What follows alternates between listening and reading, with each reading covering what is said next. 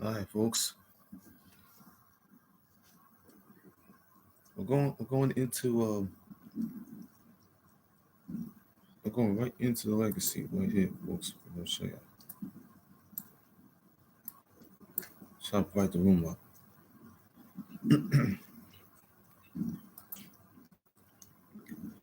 First of all, rest in peace to Sarah West, aka Sarah Lee, who was mother of three. She was married to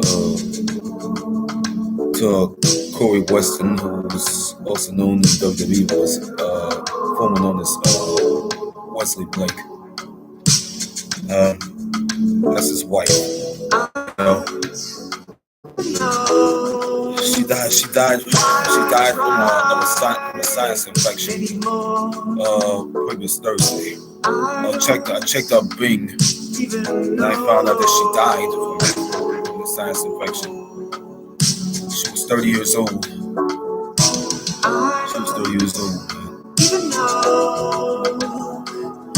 Sad, man, to see a woman like her die from this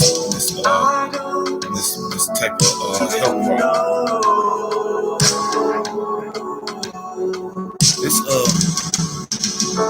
This last show.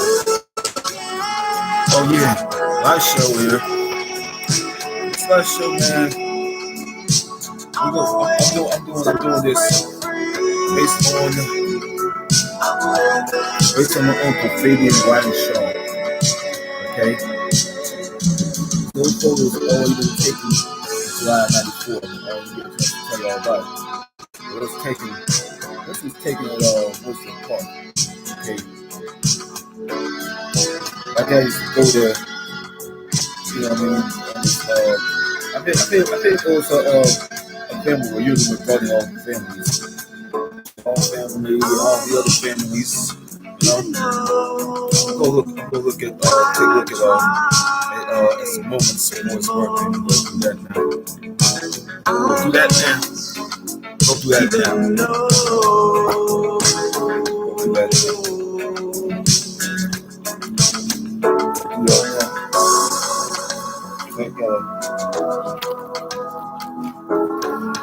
I gotta go do that now.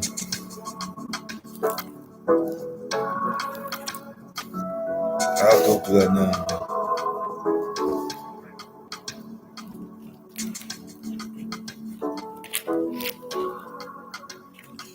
Yes, I can go do that now.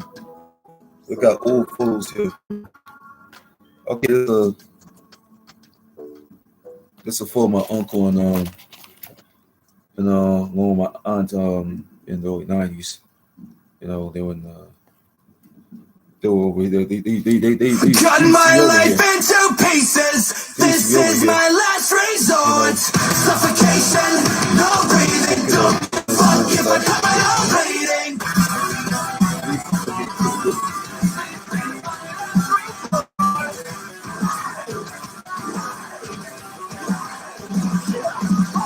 Cut my life into pieces.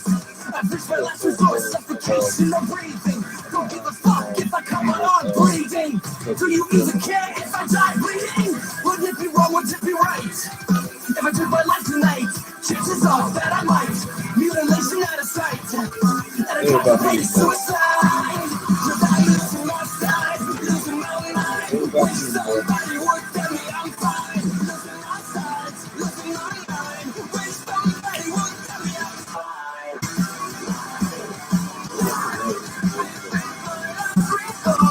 I never realized I was spread too thin, till it was too late and I was empty within. Hungry, feeding on chaos and living in sin.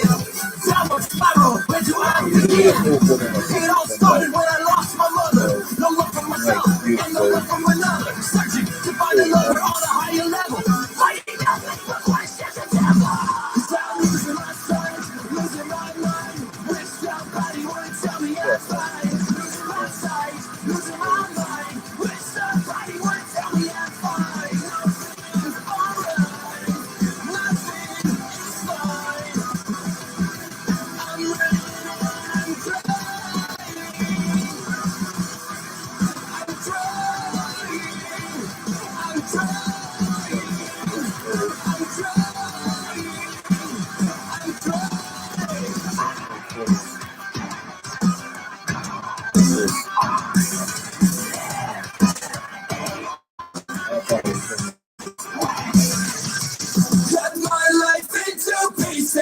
This is my last resort. Suffocation, no breathing. Don't give a fuck if I cry out breathing.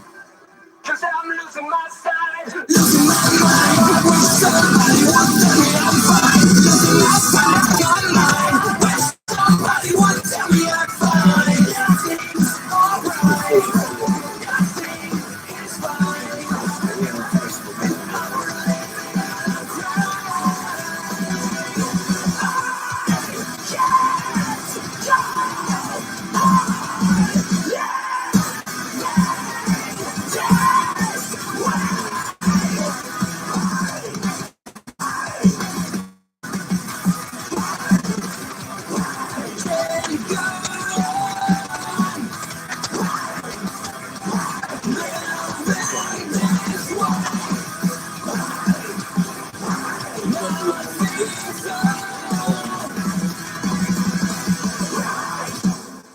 Trying to duck and dodge off balls.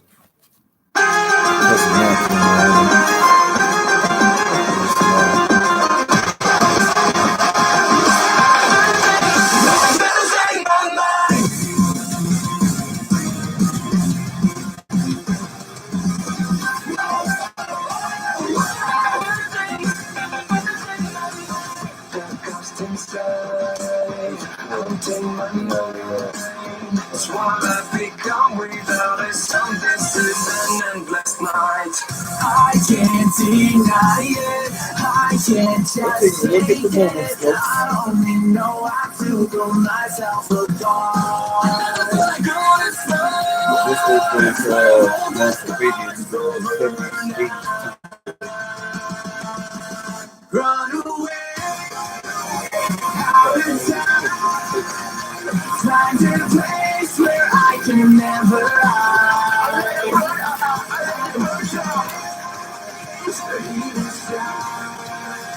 Let it burn, I'll never be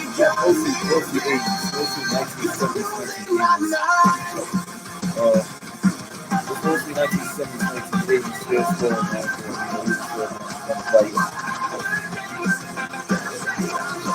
outside the house. Don't call my name. Let's go outside the let's go him outside right down. I think it's right down the park. I never thought I'd go this way. I was working right down. I was around the block. Let's pull him off my cousin Matthew.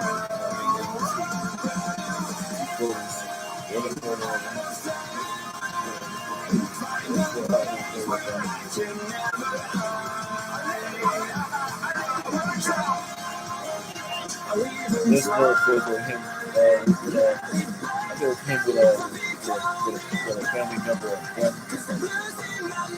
Old photos, classics. That's an old photo. I think an old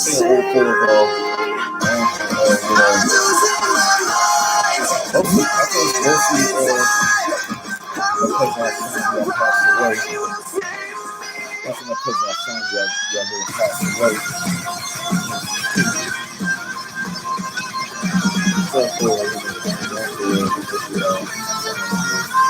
That's one thing that over in front of me. I feel right by the river or something. This one is still, I think it's 92 period. It's like 92 time periods. This is early 90s. I can never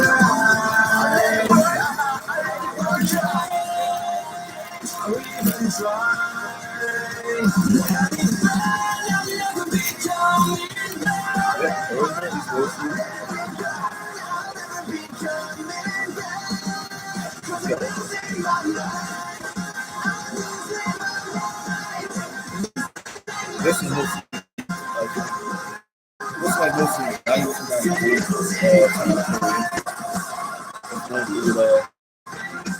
One person, I don't know. One person was already that used to get up with was my Aunt Choice's brother, I think. My Aunt Choice Hugh's brother, I think. I think he met him. I think we met him back in the 90s, I think. So this is one thing you gotta get the moments in. So I think that's about it. This our son when he was this our son when he was good. I think it's like 93, 94, 95-ish. I don't remember. It's a classic.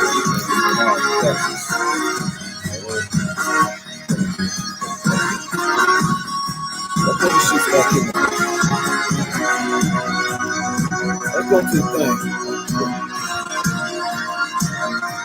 Let's see something like that. Let's see.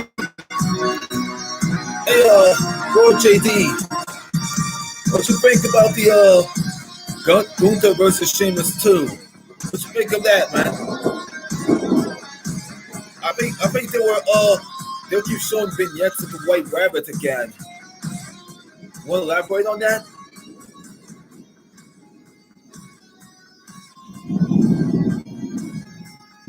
I see all those aces in the chat. You know the aces, baby. You know the aces, baby. It's one of them nights, man. The aces, baby. Yeah, man. Live at midnight when I be grinding my Grandmaster Nightfalls on Destiny 2. Try grinding. SmackDown tonight, man. We got the season premiere. Oh, yeah, man. And boy, oh boy, man, that was the quickest 2 hours I think I ever watched a Friday Night SmackDown. Holy shit. We even seen a rare appearance by Paul Levesque. Not even a rare one. We got confirmation that Bray Wyatt's going to be at Extreme Rules on Saturday. I see feels that's so real. We got an Intercontinental Championship match between Gunther and Sheamus with one weird fucked up finish. We'll talk about it. That finish was bad, man. That finish was bad, we man. got LA Knight back in WWE. Yeah! Somebody, yeah. And we got Zelina Vega back in WWE. Let's search some more photos. With Legado del Fantasma. Santos Escobar. These I ain't getting a chance to see here. I've seen this. And his boys are on the main roster. I absolutely love it. That's a problem. That's a problem for like. Then we got Rampage and Battle of the Belts. And what do you want me to say, man? Holy shit. It was live. It was a live show tonight, man. It's mostly you know, my shit. mother always told me, man. My mother always told me. It was mostly early night shit, boys. Shut your fucking mouth, okay? Mostly early night shit. I'm going to the OTS venue. Mostly early I got my shit. cold beverage. Mostly early night shit. I'm tired. We're gonna do this, and I got one question for you guys, man. What the fuck are you drinking? It's a photo of my uncle and my grandmother. I'll see you over there. That was in the early 90s time period. That was about 1993 time period. This came from 1993 time period. That's a photo of my grandmother. And at the time, so it's a little different than the picture that we have of my dad or my aunties.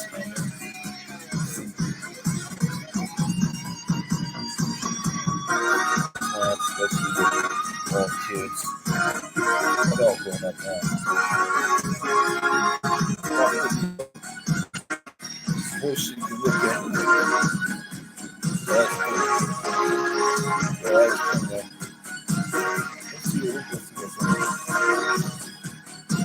oh, just my grandparents. Just my grandparents, James and Esther. Grandmother Esther, relatives, my aunts, my dad James. Rest in peace, my dad. So we'll go look at some old photos of. Look at some previous photos of. Look at some previous photos.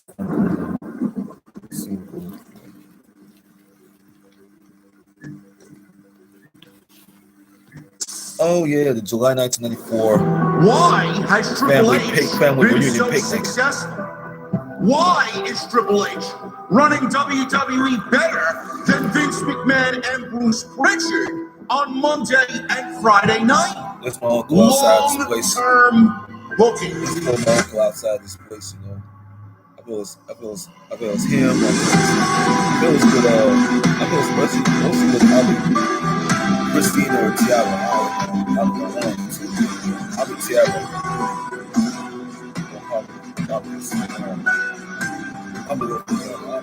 What is going on, guys? Thank you so very much for joining me right here on Off the Script. This is your Friday Night SmackDown and AEW Rampage and Battle of the Belts for post show right here on Off the Script. I am JD from New York, as always, coming to you live from the OTS venue. Thank you guys so very much for joining me on your Friday evenings, now soon to be Saturday mornings. Mostly night 2. Wherever you may be. SmackDown, man. SmackDown it was great tonight. SmackDown, man. It hit all the right points. It was awesome. We got a lot to talk about in regards to what WWE's got going on. Going into tomorrow night's Extreme Rules pay-per-view. It should be awesome. I can't wait for it. I'm legitimately excited. For his birthday. I think that was supposed for his birthday. I think he showed up early for his birthday. The next chapter of WWE would look like 80s, 90s. I think so. If you guys heard Dr. Disrespect, Red Skies at the beginning of the show tonight while I was driving my way to the venue, it wasn't for SmackDown. Don't be alarmed. Don't be worried. Okay, the song was for Rampage and Battle of the Belts. I want to make sure that is very well known in the venue tonight. I absolutely love SmackDown tonight. Wow thing. The big thing that happened is the debut of Legado del Fantasma. We got Santos Escobar, Joaquin Wilde, and Cruz del Toro. Legado del Fantasma. I don't have people asking me. SmackDown. It was Zelina Vega. My fucking fault. You don't know who they are. Zelina. Santos is one of the best that WWE employs. And Zelina Vega. Zelina Vega is coming with them. Number 1. Number 2, the guy can wrestle his fucking ass off. Number 3, them as a group is fantastic. Number 4, they did have a female by the name of Elektra Lopez. No more. Elektra's not there. No more. There were rumors going around as of early today in regards to changing up the act. Out is Elektra Lopez, and in is Zelina Vega. She is back in the WWE, and apparently the plan is now Zelina managing Legado del Fantasma. Andrade is crying in the hard drive of Charlotte Flair as we speak. Oh, yeah. Because I don't know if it's waterproof. Is her hard drive waterproof, man? I know hard drive might self-destruct, JD. Hard drive. Well, what has she got in the video? What do they got out of the 4080 or something? Show us hard drive might be self-destruct, JD. It's self-destruct. They got NVIDIA? That was self-destruct, man. Self-destruct. I don't know. I'm not computer savvy. I got a fucking beast of a computer, right? What is shit? It's waterproof, right? Yeah. It's waterproof. Charlotte's waterproof. Okay. Andrade's crying Corona. In Charlotte Flair's hard drive. It's unbelievable, man. Probably. Unbelievable. He wanted to get fired, and there his act goes right to Santos Escobar. Who needs Andrade when you got Santos? I don't believe you. So, this news was going around. This is a photo of my uncle. Fightful. I love Fabian, how they put on their fucking select. Reported during the summer. Legado del Fantasma. As if they were the only fucking ones that called him. Fightful reported that Legado del Fantasma were set to debut, with this week it being revealed that they were ready for the SmackDown brand on the season premiere. PW Insider has reported that Legado del Fantasma minus Elektra Lopez take place in July of 1994. Have been spotted at the side of SmackDown. Family reunion before picnic. The show. Obviously, Wizard they Park. were on the show attacking Hit Row. They also reported that Zelina Vega is slated for tonight's show, which she was sporting her new blonde hair. Fightful can confirm that there was a heavy pitch and push to put Zelina Vega with Legado del Fantasma, possibly in place of Elektra Lopez, which was the case tonight. The group was a part of NXT in the black and gold. They were a big deal on 2.0 as well as Santos feuded with my boy Tony D'Angelo over there.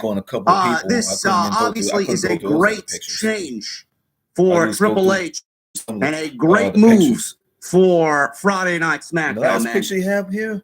I absolutely love this move. This is people getting together to make ideas, the simplest of ideas, look like fucking brilliant moves, man. This is going to fit like a fucking glove. Used to be there. Okay? He used to Zelina Vega. No more. You know, I gotta be brutally honest with you, man. You know, anything I ever said about Zelina was creative and creative only. They don't understand. The performers don't understand that. I mean, I had Alexa Bliss out here recently because some fucking legitimately some fucking sim. My Uncle Fabian, he's about to become a grandfather. I don't believe JD mentioned Alexa Bliss. Dummy. This is what I got in my fucking DMs. This is what I got on my Twitter feed. Fucking I made fun of Alexa Bliss for the simple fact of she sucks right now, and she's as ice cold as Leonardo DiCaprio heading for a fucking iceberg. Yeah, retard land for that bullshit. In the main event. Why? Y'all fucking retard land. These individuals. That's all the little moments. That's all moments I had to show you that it is creative. The performer don't understand. Someone like Alexa Bliss and Zelina Vega, they zinged me on things in regards to their character and their direction, but they don't understand that it's all about the creative.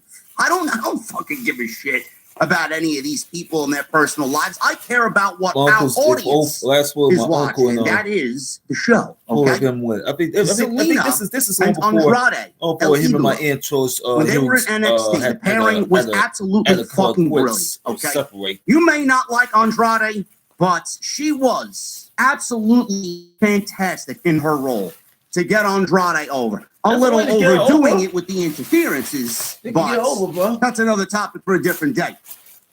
Vince killed the act. Yeah. Why did Vince kill the act? Because it was an NXT act. It wasn't his. He wanted to put his own fucking seal of approval on it, and he fucking ruined the whole thing, knowing that Andrade couldn't speak English. Yeah, I know. And then Zelina really isn't all that good on her own, that they were better together. The whole fucking act got ruined, and they both individually got ruined. Yeah, and they got ruined bad. They got ruined. WWE also at that point didn't really give a shit about the women's division, so they wanted Zelina to wrestle. They got she didn't really ruined, do much, JD. and really couldn't do much in fucking 90-second matches. They both went down with the ship, okay? Maybe. But when Zelina was with Andrade, she was fantastic. Now she's going to be with Santos. This is going to be flashbacks to what she did with Andrade. And she's going to be able to wrestle.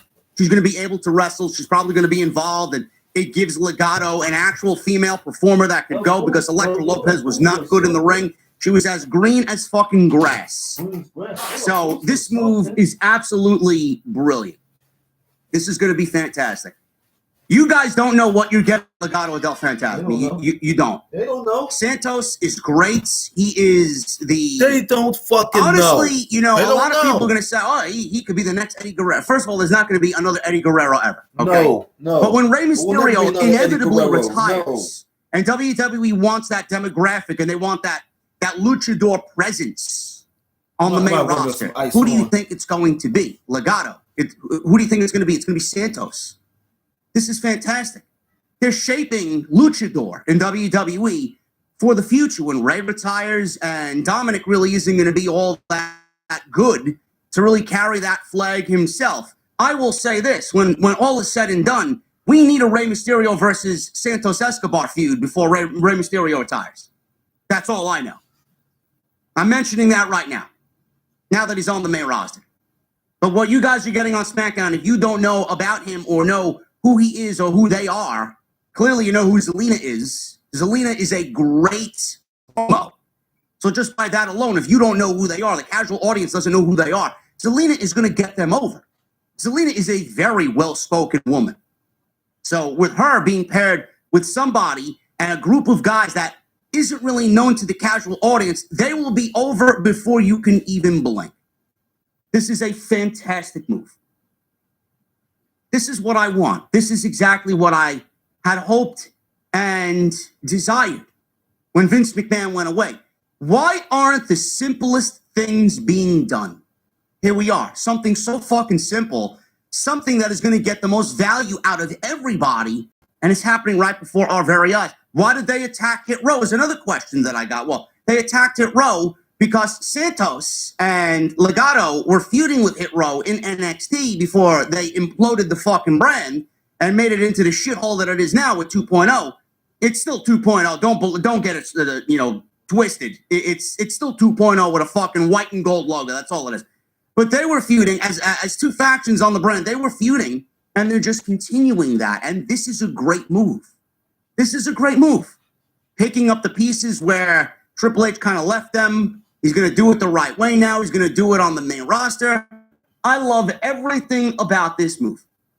This is fantastic. I can't wait to see what they do. And SmackDown, man. SmackDown, how different does SmackDown look now that we are out of the Vince McMahon era? These little changes, just adding here, adding there, calling up talent, making sure that talent gets proper debuts. Everybody's on the fucking roster, feeling right. Had to do a slide. Triple H has done nothing. No. Triple H ain't nothing done. The show is drastically produced. The show hasn't. Papa H ain't did shit. In the same way. Triple H ain't did shit. Adding to the roster, which was the main thing that we needed to be fucking addressed. Needs to be roster depth. It got to be addressed. It's got to be. Legado would have been on NXT until they got released. Now they're on the main roster and they add 4 talents to SmackDown, minus Zelina. Yeah. Right? 4 talents now, including Lopez, no more. That is just going to do wonders for the roster. Yeah. Great. I love everything about this. This is fucking brilliant. So kudos to whoever made this decision. I'm loving the simplicity of the creative decisions being made in WWE. Yeah, man. Yeah, man. The other thing that happened tonight was Bray Wyatt. I'm not going to harp too much on this because more than likely we're getting Bray Wyatt tomorrow at Extreme Rules. We got Triple H starting the show, and on his microphone, right in front of the hard camera, there was a QR code on his microphone, man, right in plain sight. I was too late fumbling with my fucking phone, trying to get the camera working, to get up, to go in front of the TV and scan this shit to see what it was about for social media. All we got was a 15 seconds video of the 3 little pigs, the big bad wolf, and people obviously slowed this shit down. Yeah, the fucking rabbit hiding under the X. In this 15-second video with the 3 little pigs, rabbit, you've seen a hopping quick into the X shit of Huskus the pig from Firefly Funhouse. Bray Wyatt is going to be, or at least the reveal is going to be at Extreme Rules. When he will actually show up, that remains to be seen. Will we see him tomorrow? Will we see him on Monday? Will we see him on Friday? We don't know. We don't know what he's going to be doing, if he's going to be involved with anybody. So it's really up in the air. But the reveal is going to be tomorrow night because everything leading up to this is Bray Wyatt. And then they gave you another video away from the QR code of a little white bunny, a white rabbit. A white bunny. And he's hopping around in this darkened forest. And he comes across a purple X on the ground. I see that shit it's the same last color night. X I see it last night. X that you see in I seen it last night with the white bunny rabbit poster for the Extreme Rules logo. So he digs up the hole where X marks the spot. He jumps into Devil's Hole. He jumped right to the Devil's Hole to the something that was depicted in all these clues. The Devil's Hole from Bray Wyatt. He jumps into the hole. Yeah, little X is that. X marks the spot, man. X marks the spit shoot out of the hole. We see this evil laugh, or hear this evil laugh, rather. And we see the fire emanate from the hole. Laugh. I can tell from that evil laugh. Tomorrow night, the date for Extreme Rules, and then some other gibberish that I really didn't give a shit what it meant. Nobody cared. Because at the end of the day, it's leading to Bray Wyatt Nobody coming back to cares at WWE. that period. So we got the 3 little clips with the 15-second video. Through that video, I forgot to mention, it said, let me in, let me in, let me in, let me in, let me in. That's And what they it's want. sped up for That's what they've been 15 wanting. seconds. That's a what they've Bray been wanting Wyatt for a long thing. time. Bray Wyatt used to say, let me in. wanted The shit Fiend for a used to year. say, let me in. It They is what wanted it it for a is. year. Bray Wyatt's coming back. I think we got now 100% solid confirmation that Bray Wyatt is Solid back in confirmation. WWE. There's no more decoding. There's no more fucking Dick Tracy's online. No. There's no more Columbos and fucking sleuths out there. There's no more CSI going around on Twitter. No. It's Bray Wyatt. It's So Bray. get your rest. Right, get Wyatt your rest. 6. Wyatt Make 6 sure you all guys day. got your fucking sparklers and your balloons and your fucking bottles of champagne and your Wyatt 6 and Twitter all. fingers ready for Extreme Rules. It's going to be a very important night. Wyatt 6 and all. And I will be live tomorrow night at the end of it all right here on Off the Script, and we'll talk about what we see and how we feel at the end of Extreme Rules right here on OTS. Uh-huh. The main event for SmackDown tonight was Gunther versus Sheamus for the WWE Intercontinental Championship. This is what WWE built this show around. Yeah. It was not better than their first match, not even close to their first match at Clash of the Castle. Not to say that what they did was I had bad, to go through some old photos, but you can't have a better match. The Fabian Bryant fans watching Shawl. at That's home what I do, cannot really moments for sit his there and birthday. say, yeah, this match was better than what we saw at Little Clash of the moments. Castle. When there are 2 extended commercial breaks Old in the photos middle of of the him match, from the it just 80s, sucks old you photos out of him from the 90s. of everything that's We going got on. old photos of him from the 2000s. They had a very good match. I wouldn't say it was great. They had a very good match. Physical, everything you would expect from Gunther and Old school Sheamus. shit. We Old got school Brawling shit. Brutes out there. We got Imperium out there. It was a big deal, and they built towards the match tomorrow night, the Donnybrook match. Donnybrook is all what they 6 got. guys will have at Extreme Rules, which I'm very much looking forward to. I'm thinking, what the fuck is a The Donnybrook? What's a The Donnybrook? ending was a little fucking weird. What the fuck is I a don't know what Donnybrook? WWE's logic was, but it honestly left a bad taste in everybody's Jim mouth. Cornette must have watching at mentioned home everything and about watching in that Donnybrook. arena, I might be because saying they mistaken. did something that gave you the impression that Sheamus absolutely 100% should have won the match, and it left you feeling that if 100%, Sheamus doesn't win 100% of this this fucking shit. match, he's going to end up getting fucking screwed. Yeah, Right? he had worse. What happened was Gunther was in the Texas Cloverleaf, Yeah, and he was within distance to the rope. he within. So they did the spot where Sheamus had applied the Texas Cloverleaf within arm's reach, and the struggle for Gunther was going to be the story in that sequence to reach the rope and grab the bottom rope and stop the hold and issue the referee's 5 count, right? What he did on his way to grabbing the rope is that he banged the mat, signaling that he would tap out. Everybody thought that Gunther tapped out. He didn't. I thought But he Gunther did not tapped tap. out. But he I'm did like, not what the tap. fuck am I watching? And all of a sudden, the match didn't end. The Referee fans saw it. thought that Gunther tapped out. Sheamus was like, he tapped out. Jessica Carr was the official. He ain't seen Referee's discretion Referee is what saw they it. said it was. Referee tried. Gunther ends up winning the match because of bullshit shenanigans from Imperium, where he And grabbed the Brawling shillelagh Brutes. from Fabian Brawling Eichner, I Brutes. believe, and Gunther jammed the shillelagh into Sheamus's throat. 1, 2, 3, and that was pretty much it. Gunther retains the Intercontinental title. Yeah. Good match. I don't know what they were going for with that finish. Now, was this planned by design? Very well could be, to get to a 3rd and final match. I wouldn't be surprised if it was all planned. But there had to be a It was different planned. It way was to get us all to a 3rd planned. match. A totally different way. Instead of doing something that was as clear as day, a fucking tap out, and That's then stupid tap crown out. Gunther That's stupid still tap the out, man. Intercontinental The tap champion. out is weird. And I get what people It's a are weird going to tap out. say. I get it. Believe me, man. I watched way too many UFC fights, and I've watched a lot Probably. of pro wrestling in my Probably day. did. I know I didn't that get a chance to that get through is all a that motion shit. that I got someone to watching does. UFC Gunther Ultimate basically, Knockouts the other way night. that they're going to play it off, and the way that some of the fans are interpreting it as, he was banging the mat to give himself and pump himself up to get to the rope. But to me, that's a lack of judgment in that, because this Bad is not UFC. judgment. This is not Bad judgment. these are casual people watching the show. They It's only know bad one thing and judgment one by thing the only. referee You anyway. doing that Jessica signals a tap Carr, out. it's her bad judgment. So when the It's match her didn't end, fucking people, fault. where's the end It's of the that match? bitch's fault. Where is the end of the match? It's that bitch Jessica I don't Carr's know. fault.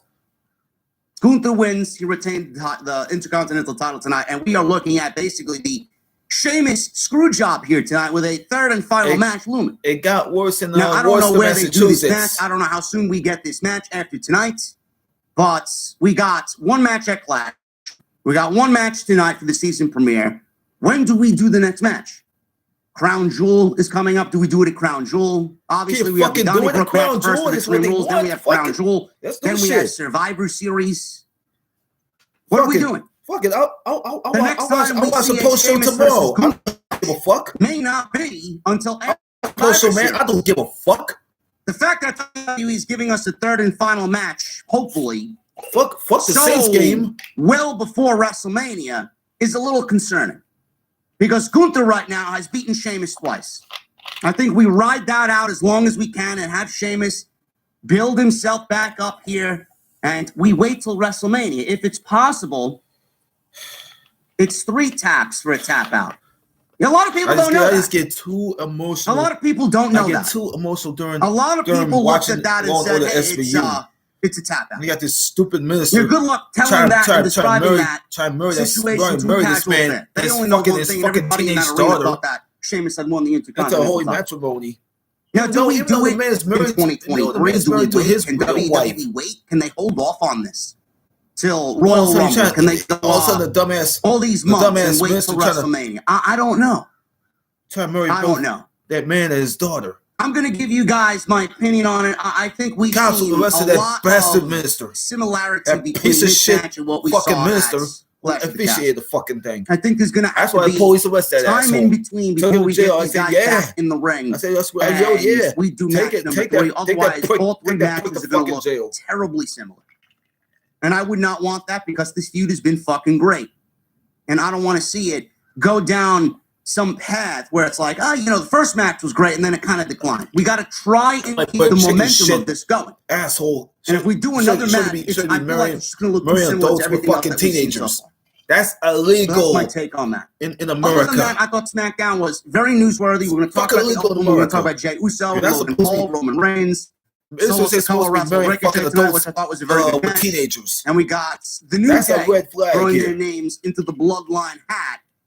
I don't know what we're going to get going into War Games, but we may end up seeing the New Day on top of everybody else to go into War Games against the Bloodline. And we will briefly go over Rampage. We'll go over Battle of the Belts, and who won and who lost. And I know there was a Trios match for the Trios Championship there. I know Pac wrestled his fucking ass off tonight, which was the highlight of AEW's night. We got news on Jon Moxley. He's staying with AEW for another 5 years. I got news tonight, ladies and gentlemen, and I am glad you are with me right here on OPS. 2,300 people after midnight, man. I appreciate you guys. You guys are a bunch of fucking savages, man. You guys should be in bed, snuggle up with your cats, your girlfriend, your wife, whoever. You're watching me. My UK people, man. You guys are about to wake up on a Saturday morning. So that fat little bitch, Heidi Turner says, Eric, snuggle. It's late. It is late. But I appreciate you guys, wherever you may be, joining me right now on Off the Script. Even though fat little bitch fucking farted on Eric. From NY206 on Twitter, Instagram, TikTok, and Cameo. That's what he do with the That's what Make do with sure you the all the family down below. Turn on the bell for notifications. Hit that thumbs up. The Archie Bunker, either Bunker dynamic. 100 people in here. I only see 600 likes. Either Bunker. Why? Archie Bunker dynamic. Why? That's inexcusable.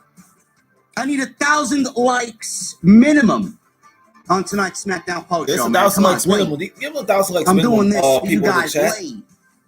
The least you could do is hit that thumbs up. Chat last night. Do it. We did an extra today, man. I was very vocal about the commentary changes in WWE. Monday Night Raw's got a new team. SmackDown's got a new team. We'll talk about that. They got Wade Barrett. NXT's got a new team. They got Wade Barrett working with Michael Cole on the announce table on Monday and Tuesday, not Friday. Wade Barrett's awesome. Yeah, work with but on Michael Monday Cole. and Tuesday, seemingly they made the announce teams worse. I give you guys my opinion on that. Barrett. Also, yeah, Wade Barrett's working with Michael Cole. And why wasn't Nigel McGuinness called up to the main roster? They let him go.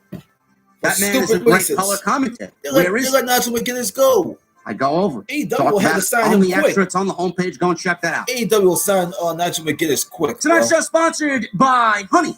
They'll sign him quick. My good friends over at Honey, man. Join honey.com/off. Place him there with Iwa Kabani and Caprice Coleman every week. Whether it's for stuff for the bar, my mother's basement. Know what they do with Stuff Nigel for the bar. McGuinness? Stuff for my cat, stuff for me. Caprice Coleman and Iwa Kabani. Goes through Honey. Join honey.com/off-the-script. I want to thank them for sponsoring the show tonight. As always, a great friend right here on Off the Script. R.I.P. to Sarah Lee. Sarah West. Season premiere, man. You guys expected a ton of changes tonight. I am here to report that there were not a lot of changes at all. There were no new titles. There was no new sets. No. There was no new music. No, there's nothing going on. There's nothing going on. SmackDown that we usually get every single week. Except the commentary team is different. Michael Cole is still there. It's a different one. Michael Cole is still there, but he doesn't have Pat McAfee yet. And he doesn't have Corey Graves. Corey Graves is He's got Wade Barrett. Corey Graves is off to Raw. Wade Barrett is Corey now Graves the is off to new Raw. color commentator alongside Michael Cole. Corey Graves is off on to Raw. SmackDown. Corey Graves is off to Raw. I like this pairing. I thought they were great. They'll change that anyway. I thought they really kicked ass tonight, and it should be nobody's surprise or Jimmy Smith is gone from WWE too. SmackDown right now still has the best commentary team in the WWE. It was Jimmy that way Smith with is gone Cole from and WWE too. It was that way with Cole and Graves. Jimmy Smith and is now gone. it's that way with He's Cole gone from WWE. and Wade Barrett. Michael Cole is just a better play-by-play commentator without Vince McMahon screaming in his fucking ear. Wade Barrett comes over from NXT. And he did a great job alongside Vic Joseph. He doesn't even have the commentary experience to it. Bright spots. Jimmy Smith doesn't even have the commentary on a show that is just complete dog shit. He was great in his role. Vic Joseph, he wasn't a good play-by-play man. No. He's still the play-by-play guy down there. Booker T is going to be replacing Wade Barrett on NXT. Not Vic Joseph. I don't know what you guys think of Booker T, sucker, but I am not a fan of his color commentator style. I'm not. I know. Somehow they made NXT even more unlistenable. I don't even know how the fuck that's possible. Monday Night Raw, out is Jimmy Smith, and in is Kevin Patrick. Oh, man. I do not like that move at all. I think that makes Monday Night Raw the worst commentary team. Man? Probably pro wrestling. Minus Corey Graves, because I think Corey Graves is fucking fantastic. But Kevin Patrick, really? Yeah, really. That's a terrible move. Yeah. I don't know who thought that was a good idea. But one thing at the end of the day is that WWE is doing away with the three-man booths. Monday Night Raw has two. SmackDown has two. NXT has two. Two-man booths across all of WWE. Apparently, this was high on the list of priorities for WWE. Fightful was told heading into October that possible changes to the commentary team were looming. With the loss of Pat McAfee, WWE was already looking for a permanent replacement. Now, I think that wording is a little far-fetched, to be quite honest with you. I think that's a little clickbaity right there. I don't think Pat McAfee is going to be away permanently. He signed the WWE deal. He will be back when college football is over. They are going to allow Pat McAfee to do whatever he wants because, let's be real, Pat McAfee's got a huge fucking audience. Everybody loves Pat McAfee. They know where their bread is buttered. And when someone like Pat McAfee wants to continue working with WWE, it's probably in WWE's best interest to continue working with Pat McAfee. Yeah. Plus, he is admirable in the ring, and he gives a solid performance when he's out there if they do want him to actually wrestle. We connect before I'm going to end this motherfucker. But permanent, I think Pat McAfee will be back at SmackDown when his college football analysis gig is up. Whether that means Wade Barrett goes back to NXT, Booker T is out, and this is all a part-time thing or a interim thing for Wade Barrett, that remains to be seen. SmackDown may actually be the only booth that has three men when Pat McAfee comes back because Wade Barrett is going to do a very good job, and I think removing him filling in for Pat McAfee is actually going to be a slap in the face to Wade Barrett. So they may actually have 3 at the end of all this, but I know for a fact that Pat McAfee is going to be right back in that booth with Michael Cole. So it could be an interim thing. That remains to be seen, and I talked about this earlier. Nigel McGuinness. Where is Nigel McGuinness? Nigel McGuinness was fired. Yeah. Apparently Triple H let him go. Now, I call bullshit on that, as I document in the video today. Nigel McGuinness, if I am making a logical, smart analysis of this situation, I think Nigel McGuinness X for his release. You guys want the rest of my thoughts? Go watch that video. I think Nigel McGuinness was released because a lot of people were asking, well, why didn't Nigel McGuinness get called up to the main roster this fucking guy go on these shows? Why'd you move Wade Barrett to Friday night when Nigel McGuinness could have easily fit on Friday night? Or Nigel McGuinness go back to NXT and do NXT with Vic Joseph? They said Wade Barrett's there. They said Wade Barrett's there. They let him go. They said Wade Barrett's over there. I do think the X for his release, which they obliged. So at the end of the day, I don't think Triple H willingly got rid of Nigel McGuinness. I don't. I think it was very one-sided. Nigel didn't want to be there. And Nigel asked for his release, and they said yes. Goodbye.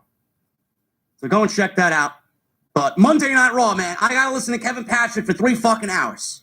Nobody wants to listen to Kevin Patrick for 3 fucking hours. That fucking this sucks. This is where Tom Phillips would have been great. Tom Phillips was not a bad play-by-play guy. They kicked Tom Phillips to the curb. I don't understand this. Tom Phillips now, I don't even know why the fuck he was fired. What the fuck did he do? I don't know. Look at that. Tom Phillips on Monday, Michael Cole on Friday, and Vic Joseph. Fucking Vic Joseph. Lost a nut on Tuesday night. That could have been very good. Not Tom Phillips. Not Tom Phillips. Not him. Yeah, you want me to watch Tom Phillips on Impact? Who watches Impact? Come on, man, they had a pay-per-view. How many people did they have at their pay-per-view tonight, man? They were fucking so foolish that they're on a pay-per-view this weekend, man. On Friday night against the season bridge. Small audience. Watching Impact. Small audience, man. Wow, 12. 12 people watch Impact tonight, man. Wow, a small audience, great, bro. Where are you growing, man? You're growing audience, fucking so quick. I can't keep up. Last week it was 8. Yeah. Now it's 12, man. You guys are fucking comedians, man. Really? Nobody watches Impact. Okay? No. Nobody watches Impact. No, nobody watches that shit. Half of the fucking people don't even know who Tom Phillips is, and the other half don't even fucking care he's over there. Nobody gives a shit about Tom Phillips. Man. Oh, man, you guys, listen, man, you guys are comedians. That's all I can say. Anyway. We connect with fucking piece of shit. Impact. Somehow they made it worse. I don't know. Fuck the rules. I don't know. Kevin Patrick for 3 hours, man? Holy shit. What am I going to do? Nobody wants to listen to him for 3 hours. I said this. If Michael Cole is doing Friday, I don't know why he couldn't do Monday. If we can't find anybody better than Michael Cole, then we shouldn't really be promoting anybody. It couldn't. Holy shit. Michael Cole and Corey Graves will be doing the premium live events, which I think is a great move. I think this is a great move. So you save your best for the pay-per-views, and that's what we're going to get tomorrow night. Michael Cole and Corey Graves at Extreme Rules. It's working. So no new set, no new theme. We still got AC/DC singing the song, and we got a new commentary on Friday Night SmackDown. With Big Mama's house right now. So we opened the show with Roman Reigns and the Bloodline. They are out there, and they're in the ring. Roman Reigns says, "Worcester, Massachusetts, acknowledge me." Yeah, that's what he said. They obliged, obviously. Everybody held up the ones. OTS is the ones, and the rest of the IWC is the this. Okay? Just want to make sure you guys are aware. All of a sudden, we get Logan Paul's music hitting. He is booed out of the building. Of course he is. And he gets on the ring apron, and he leans over the top rope. He's got a microphone in his hand. Reigns says, listen, I get it. There's a bunch of us, and there's only one of you. but this is my show. Come on in. We'll welcome you, man. Don't worry about it. Don't worry about it. Yeah. He said that means Paul is his guest, and this is a safe place, and he invited him to speak. So basically, Roman Reigns was being a gentleman. Gentleman's all I knew. Paul got in the ring, and he did receive a Logan sucks chant. Reigns did the same booed thing. him. They booed Logan. Apparently, there was a problem not too long ago. I don't know what had happened. Apparently, I don't know which match it took place in, but he did not wipe his shoes on the ring apron before he got into the ring. He got zinged for that. I believe Roman Reigns was the one that kind of spoke up about that. He ain't do it. A lot to teach him, I guess. Heyman says, as the special counsel to the undisputed heavyweight champion of all sports entertainment, the tribal chief also serves as a wise man and drops pearls of wisdom like this. Reigns asked him the other day, who the hell is Logan Paul? Heyman said it hit him in the head like Anderson Silva is going to hit Jake Paul in the head. Anderson Silva. The outside celebrities he's talking about here, he's basically calling Mr. Logan Paul this generation's Mr. T and Cyndi Lauper. And the outside celebrities that are number one on pop culture bringing in tens of millions of viewers to their product, who worship the altar at the island of relevancy and worship their tribal chief. Bring up Anderson Silva, Jake Paul, they were deciding Cyndi which Lauper, pseudo-Kardashian they could rub. You talking about Male He brought up Kardashian. Jordan Peterson. You fucking talk about Robert Kardashian Jr. Would never have the balls to Kardashian fight Reigns. Jr. He then brought up Ben Shapiro, which I don't know why Ben we're bringing Ben Shapiro up here. Why? Who talks so fast that no one can debate him. Though he wanted an open mic with Shapiro and said he's not a fighter, so he wouldn't fight Reigns. Fuck Ben Shapiro. Ben Shapiro is a pussy, man. Then said, the less we talk about him, the better. I don't even know why the fuck he was brought up. And he said that they all fell on Paul. Motherfucking fat slob. He meant impulsive. He says that they're providing him that one moment for all his YouTube viewers so that while he's laid up in the hospital for 3 months while breathing into a tube and a catheter, he said he hopes they're in the same hole. Then he went into this, his spiel. This is not a prediction. This is a spoiler shit. Yeah. He said he can't argue with that, and Heyman really is a wise man. Yeah. But he has one question.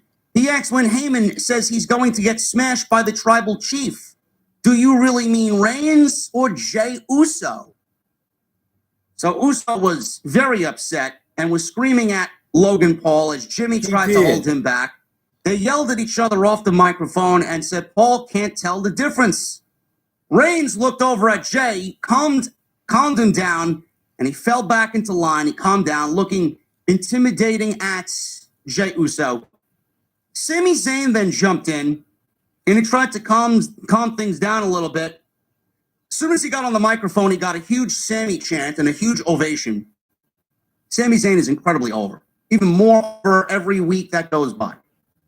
So Reigns was still staring at Jey. Jey tried to stare a hole into Logan Paul. Zayn said Reigns is the tribal chief, and nobody here is questioning that or challenging that. He said this is Reigns' family, and Jey did nothing wrong. He said the only person doing anything around here is this fake wannabe WWE superstar who's going to get smashed worse than anyone's ever been smashed in their entire life. He said in the bloodline, they say you the twos and we the ones, and Paul is the biggest two, a giant number 2, and he's going to end up a number 2 stain on the bottom of Reigns' shoe. At this point, Roman Reigns broke character and was legitimately smiling and laughing under his fucking smile. He did. Because of what Sami Zayn did here and the words that he used and the way that he expressed himself in this promo. Sami Zayn is that good that he made Roman Reigns legitimately break character on SmackDown tonight by basically saying that Logan Paul is going to end up being the shit stain on the bottom of Roman Reigns' shoe. Maybe Sami something. Zayn is a national treasure. And Sammy knows. So, obviously, with all this the said, dude's Canadian. this is the build for Logan Paul Fuck he's hanging around with and Roman Samoans Reigns for? at Crown Jewel. What fuck is See, a this Canadian is hanging what around with Samoans I for? was afraid of. And this is what I basically complained about. Why would a Canadian And hang everybody around was like, with 3 or 4 Samoans? Yes, I do get it, geeks. There's really not much here that I don't get, okay? Logan Paul and Roman Reigns, I get why it's happening. But like I said, we got 20 minutes of this, and it was a complete waste of time. I cared about nobody Paul Heyman mentioned. I don't even know why half the fucking names were mentioned. This was the weakest Paul Heyman promo in many, many, many years. This may have been one of the weakest before Sami Zayn and Jey Uso got involved here. That promo sucked fucking cock. They've been playing their roles perfectly. This may have been one of the weakest bloodline segments with Sami Zayn of the entire year. And Logan Paul and Roman Reigns still doesn't interest me. In fact, I am less interested in what they got going on at Crown Jewel. This is exactly why these Crown Jewel shows need to fucking go away and die a million deaths. That Crown Jewel shows are nothing comparing about what happens in Saudi Arabia. I don't care about what happens at these shows. For all I care, they are nothing more than a blemish on the WWE pay-per-view calendar that ruins everything before them and after them. Because instead of WWE building towards Extreme Rules only and then going into Survivor Series, WWE's got to build coming out of Extreme Rules for Crown Jewel and then build for Survivor Series at the same fucking time. And this shit sucked. This was not a good segment. The fact that Roman Reigns broke character was great. The fact that Sami Zayn cut a great promo and with Sami Zayn was great. The fact that Jey Uso is continuing to play his role great was great. Outside that, can't really say much else about this segment. It fell flat on its face. It did fall flat. Solo Sikoa. In his face.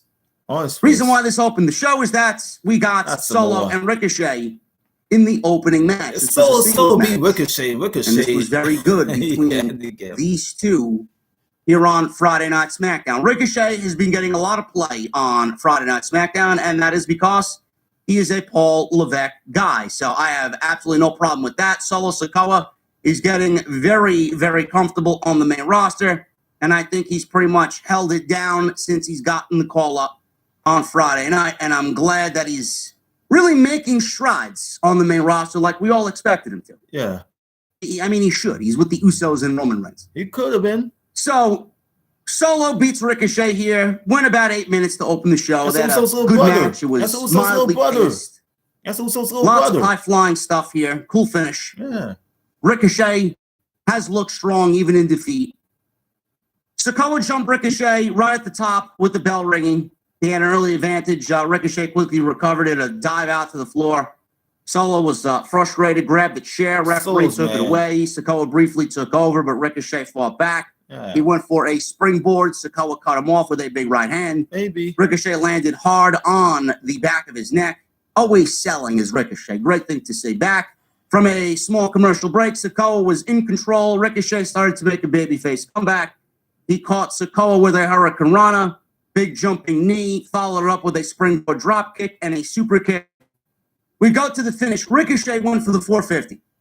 So Ricochet was about to finish this thing off with a 450 splash. Solo jumped to his feet, caught Ricochet mid 450, and did the Solo Uranage. I don't know what he exactly calls it, the Solo Slam. But that spinning Uranage, he does 1, 2, 3, and Solo gets the victory. And that's pretty much all she wrote beat him. For Solo Sikoa here on Friday Night SmackDown. The Bloodline was watching their match from the locker room. Zayn was bragging about mentoring Solo Sikoa. No, you don't need that. Roman Reigns did not look all that happy here in the locker room. Sammy was very upset. You don't want to take nobody on your way. Who are you talking about, Goose? That's not your blood. You're not even a part of the bloodline. That's the bloodline. That's my brother. That's our brother. Solo, right? So Jey was yelling at Sammy, and Reigns was glaring another hole into Jey Uso. So Reigns says that Jey, right? Stop. Sami Zayn is saying, why you got to be such a hothead for? Uh-oh. And Roman Reigns actually agreed with Sami Zayn. He's like, yeah, Sammy's right. Jay, you're a fucking hothead. Everybody knows that. He's been a hothead all of our lives. He's always a hothead. Now, Jay and Sammy have a problem. Yes. Jimmy likes Sammy. Solo likes Sammy. Roman Reigns, as far as we see, likes Sami Zayn. He's welcomed him into the bloodline officially, right? Jay does not like Sammy. So Roman Reigns, yes, Jay Uso is a hothead and said the fact that Jay keeps doing this is a problem and it's not going to be my problem anymore. He's scared of Jay Uso. Doing this is a problem and it's not going to be my problem anymore. He's tired of Jay Uso and the bickering and the moaning and the complaining and the attitude. He said, Sami Zayn, this is your problem now. Zayn didn't know what to say. He was very stumped at what to say here. And then he got the stump it kind of dawned on him that, he got the stump cornet phase. This is going to be my problem, and I don't know how to stop this guy because he already is coming into this thing not liking it. Now, a lot of people understand the significance of this. This is another layer to the storyline. That's layers. Roman Reigns basically gave Sami Zayn a direct order. He basically is giving Sami Zayn a responsibility as a part of the bloodline. Okay. We don't need Jey Uso getting a hothead and getting angry and costing us wins and costing themselves the tag team championship. I'm going to need you to keep him balanced. I'm going to need you to weather this storm. Hold Jey Uso. I know storm. Sami Zayn's not going to be able to do that because Jey Uso doesn't respect Sami Zayn. Jey Uso doesn't trust Sami Zayn. He doesn't even know why he wants to be in the bloodline. As far as Jey Uso is concerned, he thinks Sami Zayn is trying to infiltrate the bloodline and take them out. He's trying to infiltrate him. That's the significance of it. It's a fucking shame. You gotta when go out Sami and Zayn can't get the job done, Reigns is going to get involved, and he's going to be the one to pretty much kick out Sami Zayn from the bloodline. And then he's going to be hothead Jey Uso on Sami Zayn, and he's going to be the biggest babyface in the entire industry. I didn't know it's a YouTube problem. You keep acting this is a test. So if a lot of people that did not understand this, well, what does this mean? What's this all mean? He's gotten a responsibility. What does this all mean? And he's not going to be responsible that fucking day that never happened. For what happens. Because Jey Uso cannot be controlled. Jey Uso be contained. That's right. He can't be fucking now we'll see contained. How this plays out going into the Extreme Rules show, going into Crown Jewel or whatever they got planned for the use of Crown Jewel. Yeah. And going into War Games, where I think this is going to really come to a head. Maybe. And I think Sami Zayn, at that point, that's going to be doomsday for Sami Zayn and his inclusion in the bloodline. It's all conclusion. Nobody knows about conclusion there. We got the Usos and Sami Zayn walking in the back, and they were coming out of Roman Reigns' locker room. Yeah, and they just ran to the New Day. Jimmy they ran to the New Day. Just calm down. Everything's going to be all right. They ran to the New Day. They ran into the New Day. Yes. Xavier Woods told Sami Zayn, yes. Listen, shut up. Grown men are talking.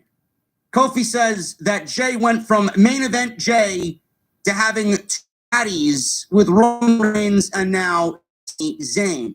Zayn then obviously got a big mouth and challenged them to go find a mystery partner, someone to team up with them against the three of them tonight on SmackDown. And that's exactly what they did. So not the monsters is making orders and he's guiding the Usos when he really shouldn't be doing that because he's nothing more than an honorary. New Day part of Monster Among Monsters. And Jimmy didn't look all that to make this match without asking them first. He just went ahead and did it. Woods says, you're not the stepdaddy. You're the daddy who stepped up. Oh, that's not waking. Hit row. That's not waking me up. They made their way out to the ring. Ashante Adonis. That's not waking me Top up. Dollar and B-Fab. That's not waking me up. They're walking out there. I believe Top Dollar gave his cap to some young in the crowd. He did. They try and get in the ring. All of a sudden, as they're on the ring apron, Legado del Fantasma attacked in luchador masks. Nobody knew what was going on. They finally arrived on SmackDown. I knew immediately who this was because of the masks. And then, obviously, Santos is a very recognizable fellow, even with the mask on. That's Legado. And they all took out Zelina Vega. All of a sudden, we get Zelina Vega taking out B-Fab with a Hurricane Rana and then a running, jumping knee. Oh, man. Santos unmasked. So the Gail Phantom driver as Joaquin Wilde and Cruz del Toro hit their double team finish. That's so Gail Kim-esque. That's so Gail Kim-esque. And they're all standing in the ring. They take their masks off, and it is Legado del Fantasma on SmackDown. Vega took the microphone. She says that she's back, and she didn't come alone. No, she don't. Escobar then says, they are Legado del Fantasma, and SmackDown is theirs. Then he winks into the hard camera and says, hard camera. This is going to be a great move, guys. Big move, hard camera. They stomped the mud hole and hit Row. This is playing off their blood feud in NXT. And Santos with Legado with Zelina is going to be a great addition to Friday Night SmackDown. And I want to make sure you guys are aware of the factions that are forming right before our very eyes in WWE. We got Brawling Brutes. We got Imperium. We got Hit Row. We got Legado del Fantasma. Bloodline. We got New Day when Big E inevitably comes back. I hope so. Hope they need to get. We got a lot of that. We got Judgment Day. WWE, I said weeks ago, is getting very faction heavy. Yeah. Is WWE possibly thinking about trios championships? Is WWE taking a page out of AEW playbook and doing factions and giving every meaning, right? I gotta be honest with you, man. I didn't really like it in the beginning stages of AEW because I didn't really understand it. Now that we're going on year 4 of AEW, I kind of quite enjoy it, and I don't really mind it. And I'm not going to mind WWE because, once upon a time we were complaining about roster depth, and no longer are we complaining about roster depth. And we got some nice fucking shit on television with factions feuding and matches and wars being waged. That means something. This is great. It meant a lot. This is great. I have no problem with this whatsoever. Shotzi Blackheart with Raquel Rodriguez Gonzalez. Yep. Out there with Shotzi. She came out on the tank. And they're going up against Sonya Deville and Xia Li. This was a waste of time. I don't know what it is with the women on SmackDown, bro, but they are not. This was fucking sloppy. This was not good whatsoever, man. Raquel is, outside of all the joking, she is a lot better than what I remember her being in NXT. She's got a great look, got a great presence. Xia Li, I mean, what a waste. What a waste Xia Li has been on the main roster. And half of it isn't even her fault. Sonya Deville is a lot better than what we are getting as far as her presentation. Yeah. And Shotzi, I could see Shotzi being a big deal. Yep. On the main roster. WWE, they took everything that made her unique away from her. Yeah. They took the ball pit away from her. They took the tank. They took TCB away from her. They took the fucking helmet away from her. All these things made Shotzi who Shotzi is. Now Triple H gave all those things back to Shotzi. She's going to get over. The tank thing with the fucking cannon firing on SmackDown is going to get Shotzi over. Yeah. She's not very good. She's not. Most of the women on SmackDown aren't really all that good. I know. This match sucked. Rodriguez came in, took both women out, hit a fallaway slam on Deville, corkscrew Vader bomb on Xia Li, and then we got Rodriguez hitting the Tejana bomb on Deville for the 1-2. Deville loses, bro. Pretty much it. The worst thing on the entire show was Deville's this match. gonna lose. The women really need a lot of help. The women's division on SmackDown needs a lot of help. They don't really have any solid, talent on the show where I could sit here confidently and say, that was a good match. That was a good match. Good performance. They had a good performance. Yeah. It's all the same. Sloppy, half-assed, rush. It's sloppy. Nobody gives a shit. It was easily the worst thing on the entire show. Oh, sloppy. Michael Cole. We see the video package of Michael Cole gave way to a video package hyping the Extreme Rules match tomorrow night with Liv Morgan and Ronda Rousey. They went over the entire story of the match. Why would he give it away, though? I don't know why that match got a huge video package, but neither woman was on the show tonight, so I guess that was WWE's final push for Liv Morgan and Ronda Rousey. It happens. It happens. Going into hour 2, man, we got Karrion Kross. He comes out with the lovely Scarlett, and we got a black and white screen on our televisions. Scarlett was walking the entrance the aisleway, and Kross did the whole entrance with Scarlett. Drew went behind him. And that was great. Drew went in behind him. All of a sudden, they get in the ring, and I don't know what was going on Drew here. went in behind Kross. I don't know if Kross was about to cut a promo, or they were going to cut a promo together on Drew went in behind him. But right as Kross was in the ring doing his pounding of the chest, right? I don't know what was happening after this, but Drew McIntyre was standing right behind Karrion Kross with a strap, and he attacked. He attacked Kross during this possible promo segment. Drew brought the strap. So he had the strap on his wrist. He strapped Kross to it. Security came out and dragged McIntyre out of the ring. The strap was still attached to both guys, and McIntyre fought off all the security, putting his hands on the security office. He might have. He slammed some into the step. He placed, placed at the center of the ring for Kross' entrance. There was steel steps that he kind of was throwing the police officers or the security guards into. The security guards. With an overhead belly-to-belly suplex. Kross, obviously still strapped to Drew McIntyre via this leather strap. He's tied to him. Forced McIntyre into the ring post, pulling him into the ring post 3 different times. Really looked good. It sounded good. Kross then put the strap across the second turnbuckle, folded up the strap, and then whipped McIntyre right there. Incredibly hard across the back with it several times. Folded up, making it thicker and harder, right? And hitting him in the back. He had no shirt on, did McIntyre. It sounded great. Should be brutal on Saturday night at Extreme Rules. Pulled McIntyre back into the post. He repeated this process for a 3rd time, and then he hit McIntyre with about 5 different quick strikes with the strap. And then one big one on McIntyre. And McIntyre was writhing in pain on the ground. His back was shown with big red welts from the whipping. Too much beyond. And that's it. Recognition. And that's it. That was pretty much the go-home preview for Karrion Kross and Drew McIntyre. This was a lot better than what we got when we got Scarlett throwing the fireball in Drew McIntyre's face. That was horribly botched, but they played off on it anyway. This was a great beatdown.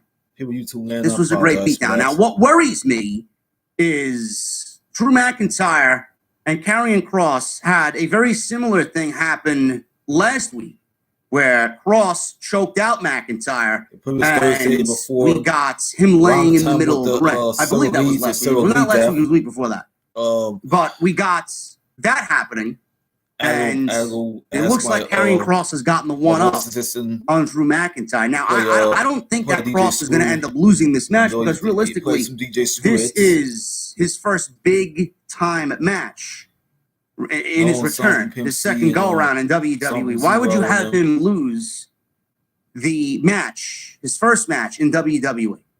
This I'm looking at as his debut. You're not going to have him lose his debut match. Not going to happen.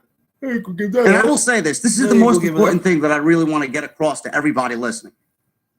This is probably the most important match in Kross's WWE run.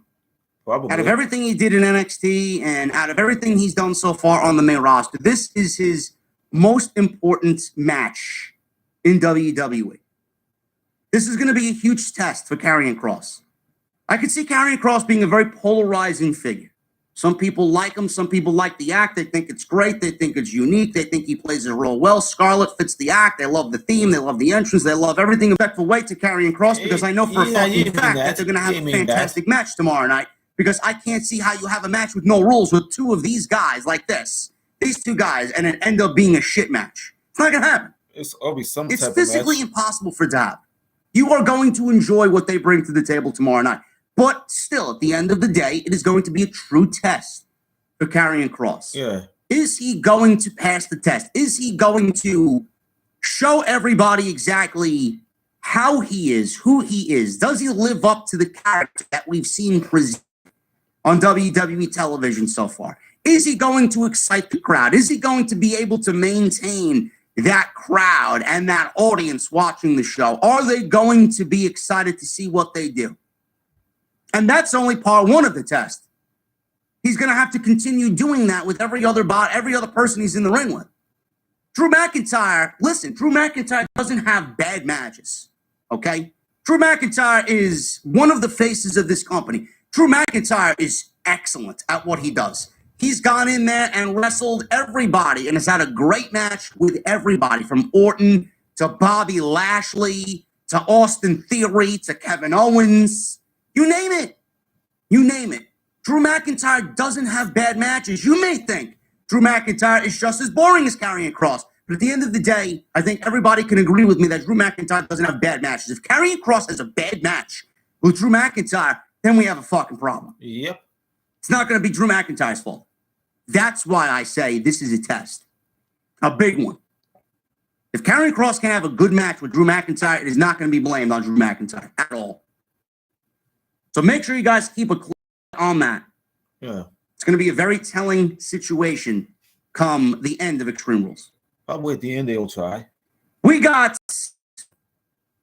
a vignette. Vignette played, and there was this woman. This woman's voice. Vignette played saying, "Only fools confuse patience with weakness." It's only a thing they use. We got this voice and said, "When the gods speak, they listen, and Valhalla awaits." Oh. Now, obviously, this was in reference to the Viking Raiders, but this was not for Eric or Ivar of the Viking Raiders. This was in reference to yet another return for WWE in the form of Sarah Logan. Sarah Logan is going to be joining the Viking Raiders, and Sarah Logan is going to be back in the WWE. Yeah. Now, I'm glad she got a vignette. I hope we continue to get vignettes. I hope that whatever is ailing Eric, her husband, hopefully it is not that serious, and that we get them all back as a trio on WWE television, because they were actually heating up on the main roster, and they were going at a pretty decent pace. Coming out of that feud with the New Day, they were looking good. And with Triple H, I'm assuming he was going to take care of them as well, because those are black and gold. All three of them are black and gold, and there's no doubt in my mind that he would have treated them very well. Yeah. But Sarah Logan was not the most interesting in WWE. Very mid in the ring. Not really all that interesting. Is that going to change now with a gimmick that she actually has to play off of? Probably. I don't know what the fuck she was. She went from Riot Squad to part Viking to Released. And she wasn't all that entertaining. Now she's back and she's got a full-fledged phone gimmick, and she's going to be playing off of her husband, Eric, of the Viking Raiders. We'll see what happens. I don't know. Yeah, maybe. But she's back on WWE television. She'll be back. Usos and Sami Zayn.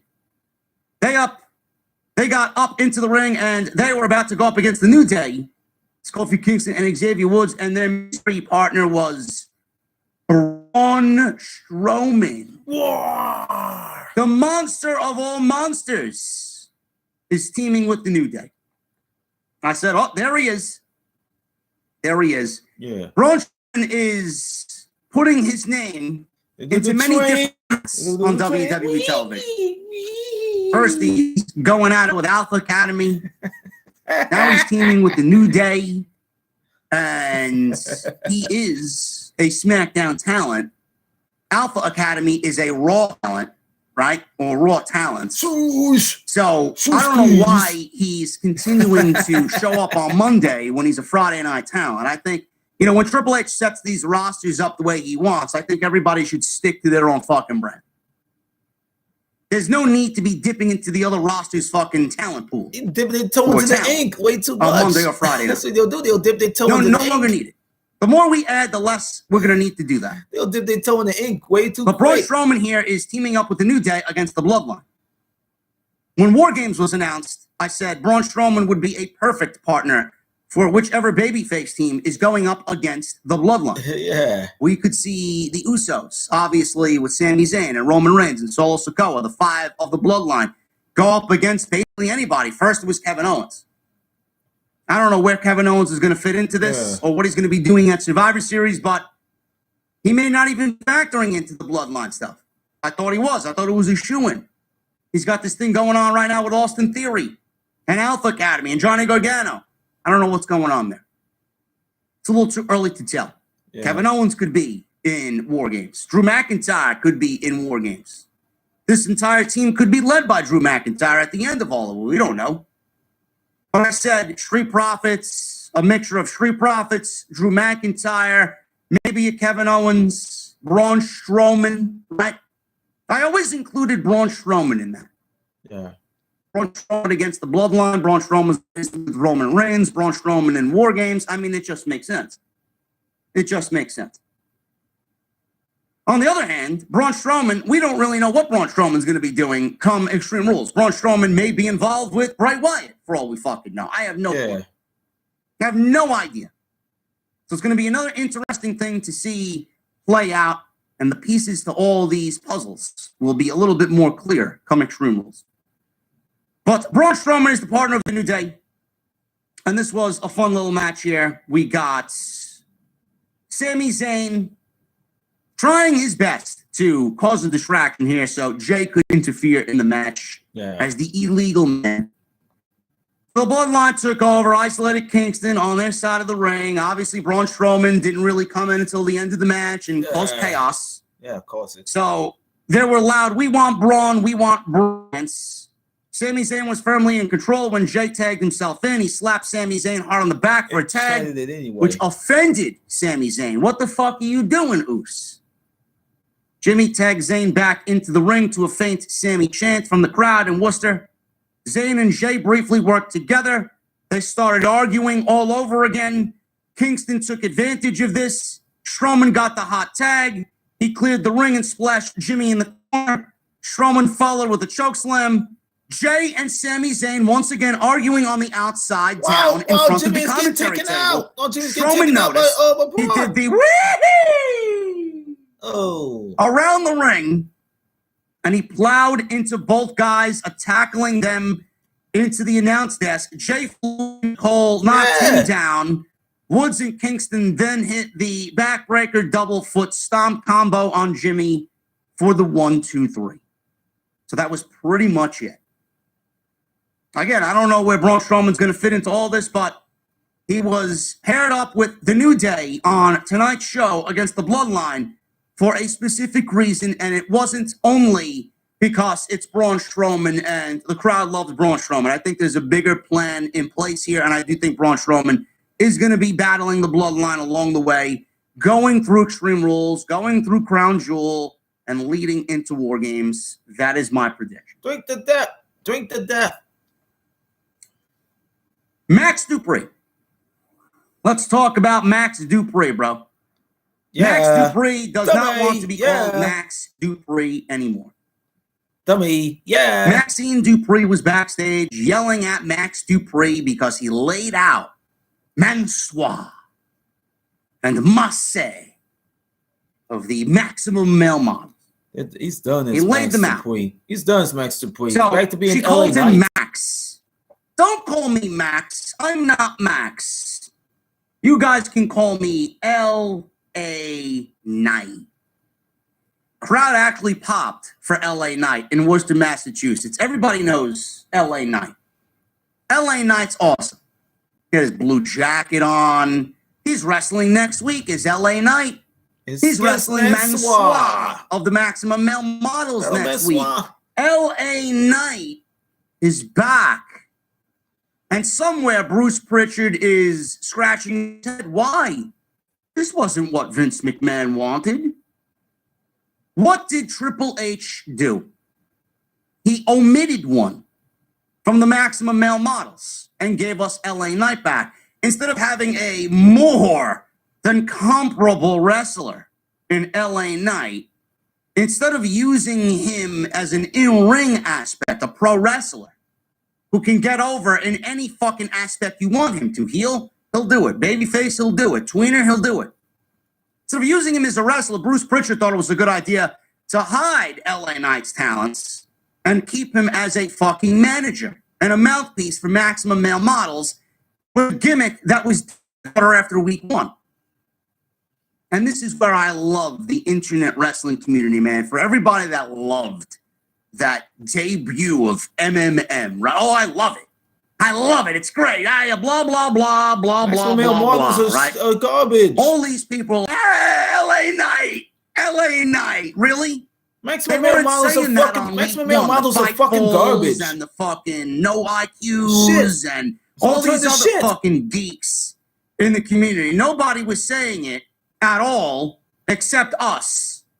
Maybe a couple of BC, maybe. I know BC can't hate this shit. LA Knight. I know he shit all over Maximum Male Model. I mean, give me a fucking break, man. BC would shit all over this while drinking his fucking Starbucks every fucking Friday, man. Give me a break. This shit sucks.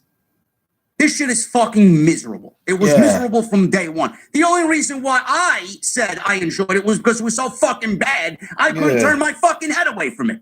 Yeah. But was that the best use of LA Knight? No. Best use of it? Okay. Give me a break. That was Bruce Pritchard's vision of LA Knight. Yeah. The LA Knight we're getting tomorrow night is the NXT version of LA Knight. The NXT version of LA Knight that is going to be a major fucking player on the main roster, man. And look, we are bolstering the roster with LA Knight. We got Legato. We got Max Dupree fucking shedding this shit. LA Knight. Tonight we got Santos. We got Cruz del Toro. We got Joaquin Wilde. We got Sarah Logan, right, coming back. Bolster it then. And we got LA Knight. Bolster it then. One fucking problem that Bruce Pritchard and Vince McMahon ignored. Yeah. Triple H has fixed SmackDown basically in 2 months. He did. By bolstering the roster and adding depth. Wow, what a concept, right? What a fucking concept. I don't believe it, man. Holy shit. Bruce was as dumb as the fucking people paying $40 to watch Mid-Pact on a Friday night. Yeah, Bruce Pritchard is stupid. Give me a fucking break. Bruce Pritchard is stupid for doing it. Moving on. We got Sheamus. Sheamus and Gunther in the main event. Intercontinental Championship match. I thought this was fine. I didn't really think this was going to be a better match compared to what they did at Clash of the Castle, but the Intercontinental title was in the main event. Can't complain about that. The Intercontinental title has looked far more prestigious under Triple H than it ever has under Vince McMahon, at least in the last, I would say, 15 years. So that's got it going for it. Gunther has been looking great. Imperium has looked great. Sheamus and the Brawling Brutes have been great. It's been one of the best things outside of Bloodline and Sami Zayn on WWE television. And here we are on the season premiere of SmackDown with a banger of a match in the main event, with the IC title getting that spotlight. So, again, I must stress, this was not a bad match. I know. Was it a banger? Yes. All of Sheamus's matches are bangers. Most of Gunther's matches are bangers. Yeah. Okay? But it was not better than what they did at Clash of the Castle simply because they had TV limitations to work around. Mm-hmm. Meaning commercial breaks and a break in between the match. 2 breaks, in fact, between the match. You can't really, as a viewer, unless you're there in Worcester, can't really watch this as a viewer at home and really fully engage like we did at Clash of the Castle on pay-per-view. So the bell rings, and they go right at it. Gunther was already foaming at the mouth to get at Sheamus, and so was Sheamus. So the bell rang. They immediately threw bombs at each other right at the top of the match. Bombs are thrown. So Gunther had a bloody nose here. Gunther. Sheamus is, you see his skin tone and how everything is visible in his body. Oh, his chest was beat red within like the first I don't know, 3 minutes or so. Not for the blood. They came for the blood. And that's exactly what it's supposed to be. A war for the Intercontinental title between these two guys. These are two of the biggest fucking legit ass kickers in the industry.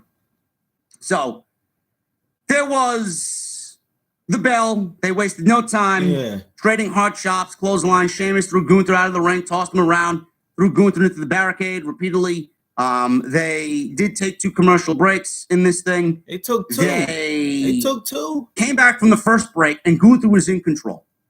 Sheamus, he tried to mount the comeback. He went for the 10 beats, but Gunther blocked the first shot. God. So they fought on the apron. Gunther took over, drove Sheamus and his hand into the exposed part of a turnbuckle pad that was ripped off the corner. So we go from that to Sheamus backing Gunther into the corner, beating him down.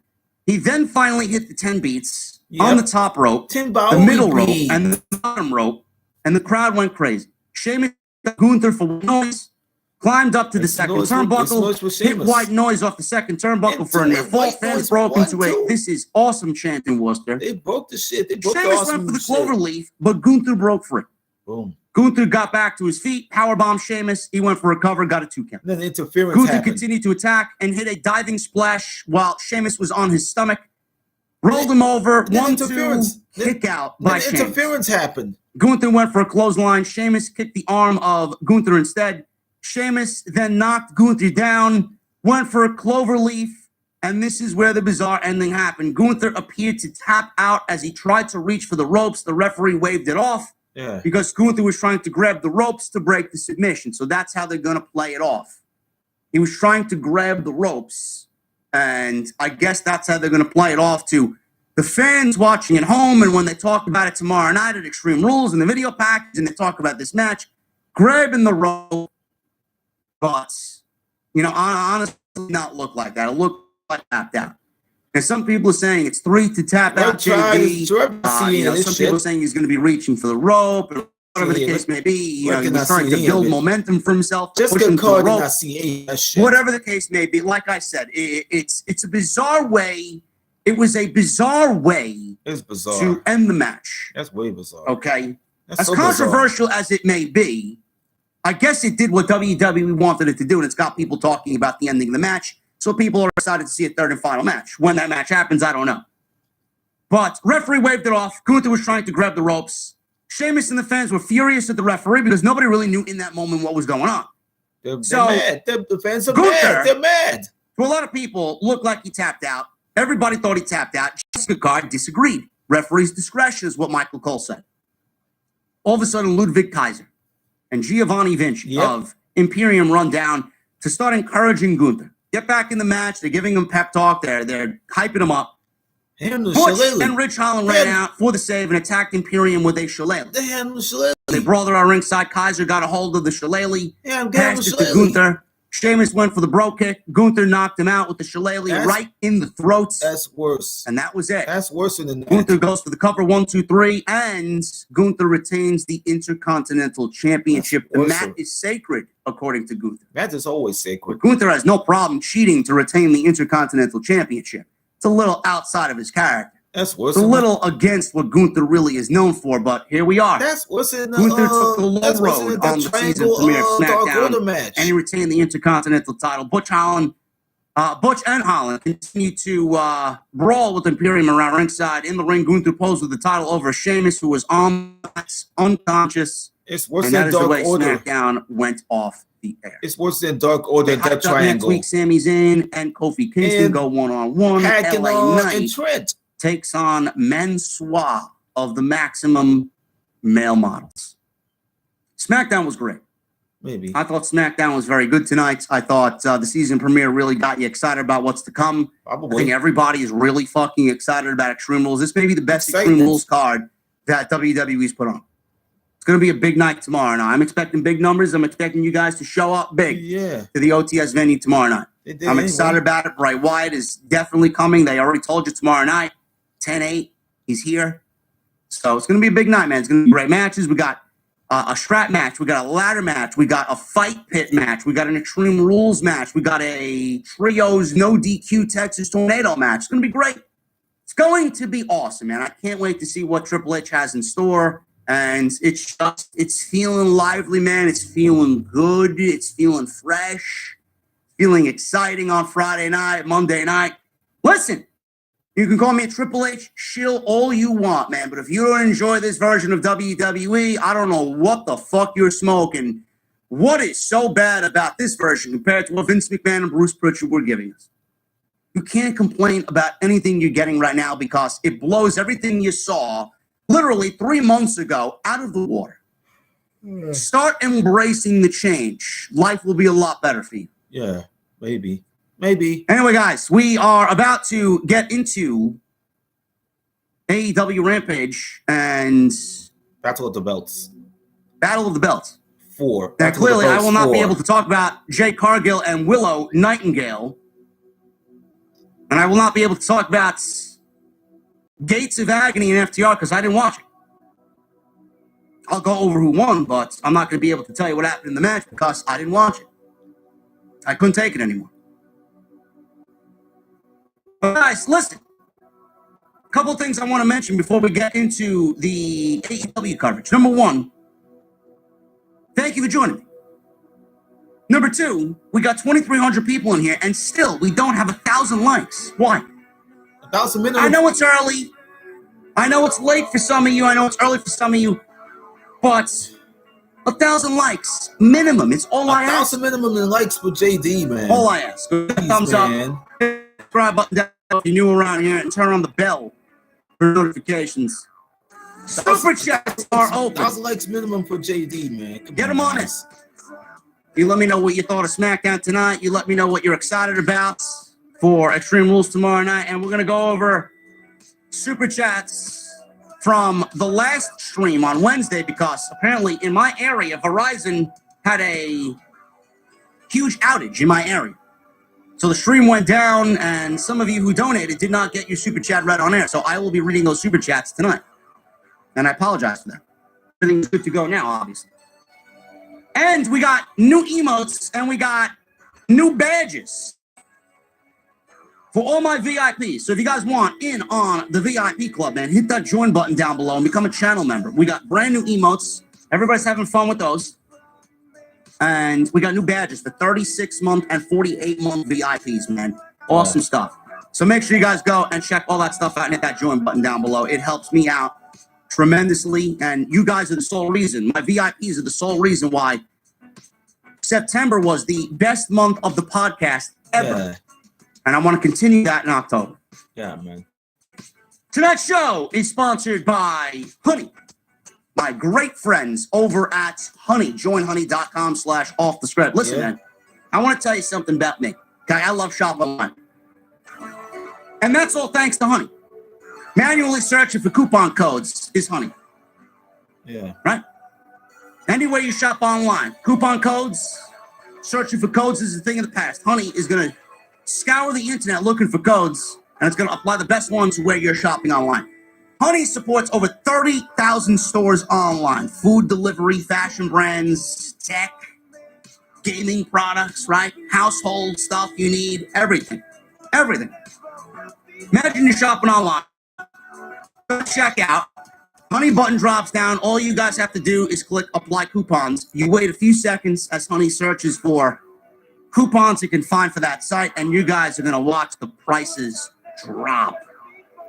Now, I've gotten into the business away from what I do here on the podcast. I've gotten into really experimenting with different whiskeys and different, I would say, concoctions, different flavors.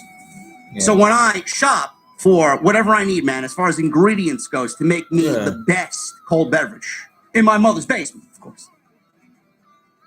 I shop, I buy all my stuff on Honey every single time.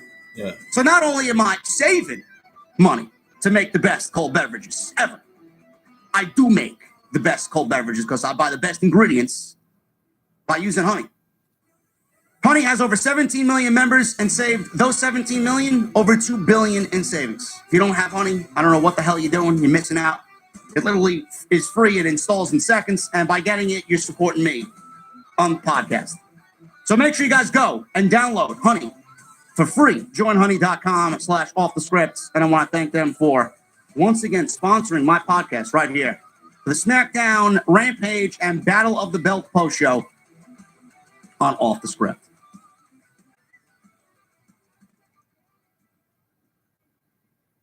Rampage, man. Rampage. You know, the one thing I wish Tony Khan would get away from. Two things I would like for Tony Khan to get away from. Get Ring of Honor off of that shit. Get it off of AEW, period. Number one, why does Rampage feel like a fucking house show? They got turned into that. I don't know why. Number two, why does everything feel so rushed on Friday night? I don't really understand that.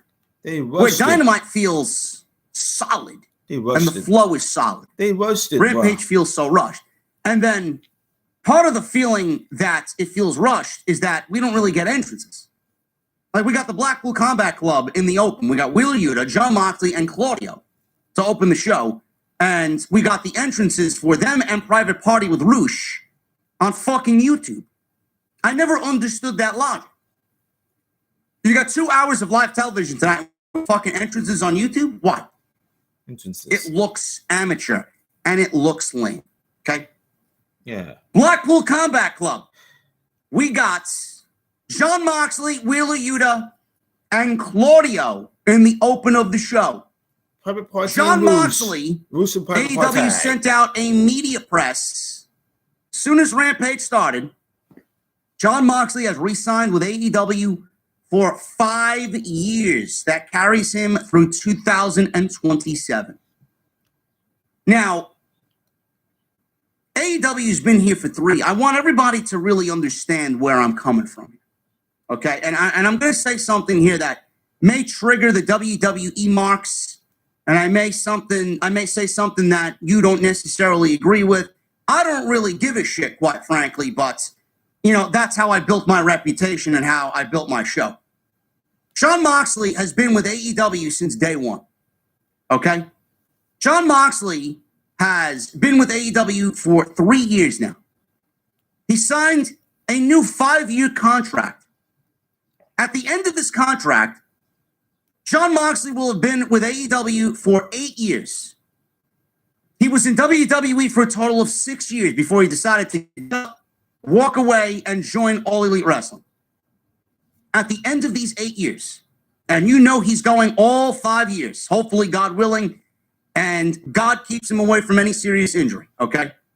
At the end of these 8 years, when you look back at Jon Moxley's AEW run, for all the people that want to say Tony Khan doesn't know what he's doing, and you know, Jon Moxley fucking sucks, and you got Cornets of the world out there saying Jon Moxley's a terrible pro wrestler, and all this other bullshit, yada, yada, yada, yada. All these fucking geeks online who start this tribalism bullshit online. At the end of the 8 years, Jon Moxley will have a greater AEW run and be a bigger star in the industry because of what he did with AEW than everything he did in WWE. And I mean that wholeheartedly. I mean that without any hesitation in my fucking voice. I mean that as I look directly into this camera. Jon Moxley will be a bigger star in the industry for what he did in AEW than everything he did in WWE. And that is including winning the WWE title on multiple occasions and be a part of one of the greatest stables in the history of WWE. And you cannot refute any of that. Now, I don't know when this came about, but they saved this shit, and this legitimately was the ace up their sleeve. Yeah, the ace. When CM Punk is out, and there are rumors now that people are not really cooperating with the investigation. I wonder who that is. No cooperation. Where Moxley is pretty much taking the company on his back in the light of CM Punk being out and the Elite not being there and all these other injuries that have happened and will continue to happen, right? AEW, at the end of all of this, not only announced Jon Moxley as 5 years remain with the company, He is the AEW champion, and it comes at a time when their MVP, you know, the leader of the locker room, was pretty much announced signing a 5-year deal while Sammy Guevara and Andrade were taking away all the spotlight from everybody else on Dynamite on Wednesday night, which was a fantastic in Andrade. The fight backstage. Nobody's talking about anything on Rampage but that, or on Dynamite rather, but that. So they saved this. Yeah, look, all the happy stuff. They saved it to dumb down those fucking reports, which is smart, which is very smart. Jon Moxley is the MVP of AEW. Mark my words. When the year is over, Jon Moxley will be the number one guy in AEW. He will be the MVP, probably of all of pro wrestling, if you want to be quite honest with yourself. Jon Moxley. There's nobody more valuable to their company than Jon Moxley. Several sources indicated that Jon Moxley had been working at some point without a contract, but Fightful has not confirmed that. However, when we repeatedly asked about his contract status throughout the summer, we were told it was quite a situation. And we're also told that AEW would do whatever it took to keep him with the company for the rest of his career. It goes without saying that AEW has worked to make a big investment, Jon Moxley. An interesting aspect of the deal was that it mentioned Moxley would exclusively wrestle for AEW and its international partners, including New Japan. Moxley has regularly wrestled for GCW, Revolver, and made appearances for NEW.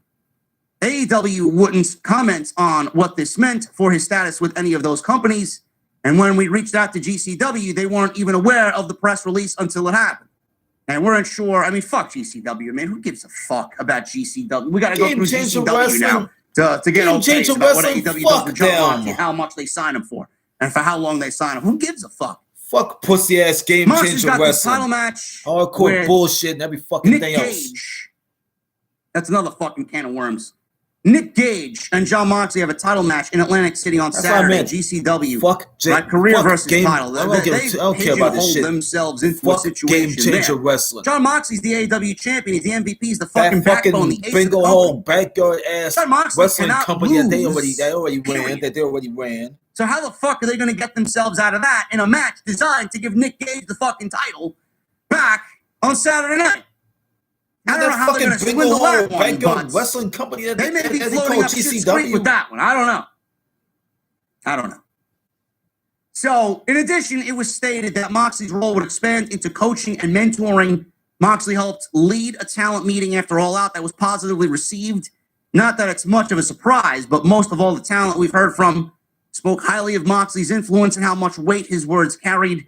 We also heard that Moxley led talent meetings along with Chris Jericho and Bryan Danielson were very, very well received. So, there was a time when a lot of people, even me, I said, well, Jon Moxley, sees Cody Rhodes go back to WWE and he's being treated right over there.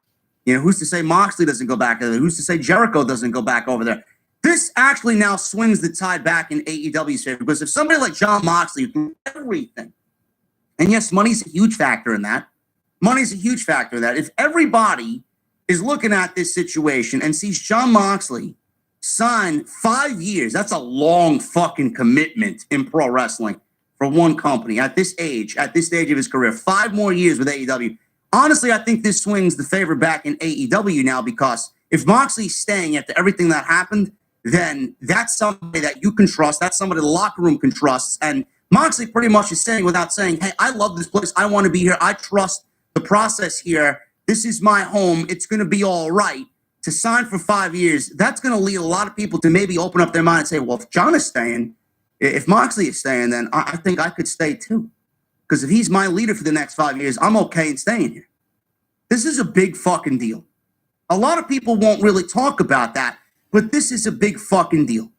Jon Moxley signing with AEW is Tony Khan's saving grace for a lot of people right now, contemplating possibly going over to WWE to work for Triple H, and they see the Cody Rhodes of the world go over there, and everything is all right, and Cody's going to be treated like a superstar. Now Jon Moxley's staying with AEW. He could have easily went back to WWE and did what he did in AEW over with Paul Levesque, but he's not.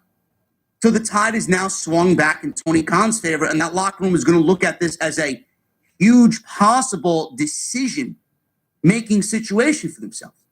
I think that's great. That's what Tony Khan does. And to be quite honest with you, no matter what Jon Moxley and Renee want for his career, Tony Khan can offer the same amount of money with a lighter schedule compared to what WWE, more money, if that, to keep him. At the end of the day, he wants to be paid, sure. But Jon Moxley doesn't seem like the type of guy that wants to rest on money and money only. If he goes back to WWE, what is he going to do in WWE? In a Roman Reigns era. If he signs for 3 years with WWE, Roman is still going to be around in 3 years. Jon Moxley will never be considered the guy. If Jon Moxley went back to WWE, he would basically be under Seth Rollins. That's where he would be. He would fall right back into the same role he was in before he left WWE, only using the Jon Moxley name. Because there's no way he'd go back to Dean Ambrose. So what Jon Moxley did is leave WWE, go back on what he really wanted out of his career, go to AEW, made himself into the Roman Reigns of that company. And I'm looking at this and I'm saying, this is what Seth needs to do. Yeah. Seth Rollins needs to join AEW. I'm not saying it's going to happen, but Seth needs to do the same thing. At the end of the day, he can go on as many interviews as he wants. He's not going to be a star. He's not going to be the guy in a Roman Reigns-led WWE. It's not going to happen. Cody's not going to be the bigger guy. Cody's always going to be number 2. Always, with Roman Reigns still there. Seriously. That's what Roman Reigns had to go through with John Cena. Yeah. How many times did people tell Roman, you're number 2? John Cena still faced the company. Now Roman is obviously, he's outlived all those whispers, and he's now a number 1, right? Seth Rollins is going to have to jump ship if he wants to do what he wants to do. He's going to have to follow Jon Moxley in that way. So Moxley signing with AEW is a huge deal. A huge deal. It's going to take long anyway. For Tony Khan. So Rampage start off with the Blackpool Combat Club versus Roosh and Private Party. Listen, it is what it is. There's no way that Private Party was going to get one over on the Blackpool Combat Club. Private Party to me, man, nothing is going to save Private Party. Nothing. And I mean this. I mean this, and it's coming from a good place. Nothing's going to save Private Party is not Quinn and good. Cassidy. They are young. They are still green. There's nothing that they do that wows me anymore. And I mean this wholeheartedly. And it comes from a place of care. They need, and I was thinking this to myself, and I'm sure a lot of people agree with this as well. I don't think AEW is a good place for Private Party. I don't. I think AEW has had a negative impact on the growth of Private Party. If you take Private Party out of AEW and you put them in the WWE Performance Center and you put them on NXT to grow and mature, you're going to see a completely different Private Party. Honestly, I don't know when their contracts are up, but if there is any interest at all from WWE's side to bring in Private Party and maybe put them on NXT, I think that's probably the best career for them.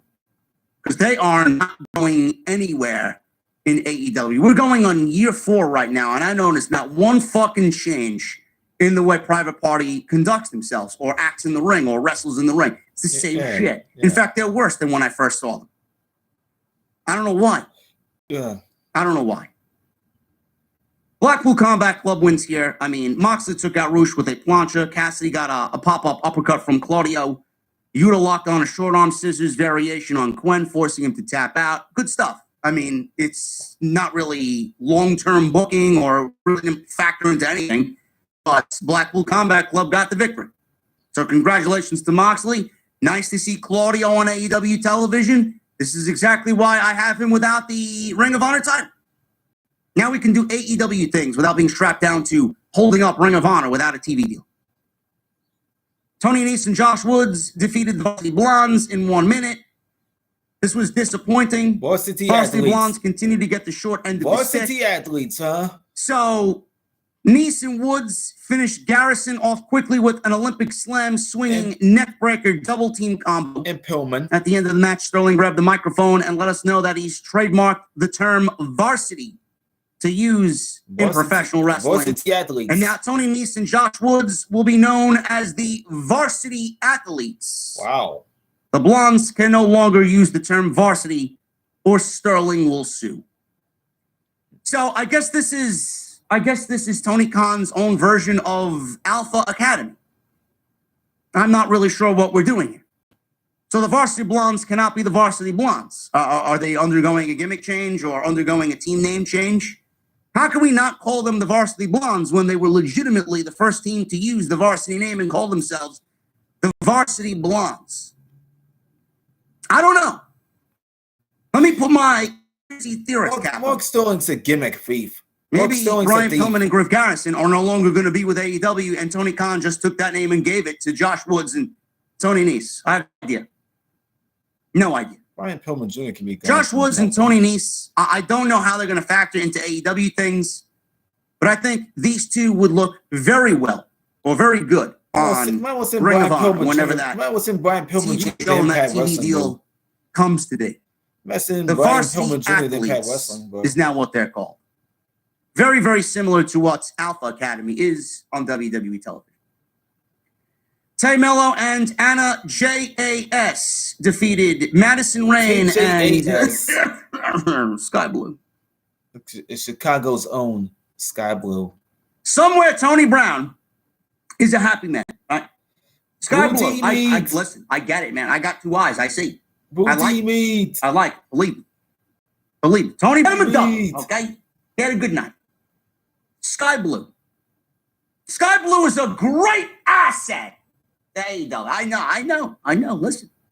Which would you rather watch, Sky Blue or Impact? Why Sky Blue? You got the right answer, man. Nobody watches fucking Impact. Give me a break, man. Come on, man. I don't care. I mean, what does this match have to do with? This is a house show. You got live television on Rampage, and this is a fucking house show. Why? Why is Madison Rain on television? Why? Is she a coach? She's not supposed to be an active in-ring performer. And Madison Rain's she was brought in as a coach/producer. Madison Rain's a coach for the women's division. Madison he watches wrestling on TV. I don't get it. So JAS wins here. The finish was when Jay tried to pick up Blue with a Cazadora to hold her in position for a charging knee from Mello, but they fell down. Yeah. Mello hit Blue with the knee anyway. Yeah. Jay locked on the Queen Slayer sleeper for the tap out. The finish was obviously botched, but they held it together and got the finish anyway. I mean, I don't care. Swerve Strickland. He was wearing a heel t-shirt. He promised to hurt Billy Gunn in their match next week. By the way, he said, "Whose house?" And nobody said Swerve's house. You know this man is going heel imminently, which is a great thing. He promised to hurt Billy Gunn in their match. I'm not coming for a 5-star rating. I'm not coming for match of the night or match of the year or anything like that. I'm coming to hurt you.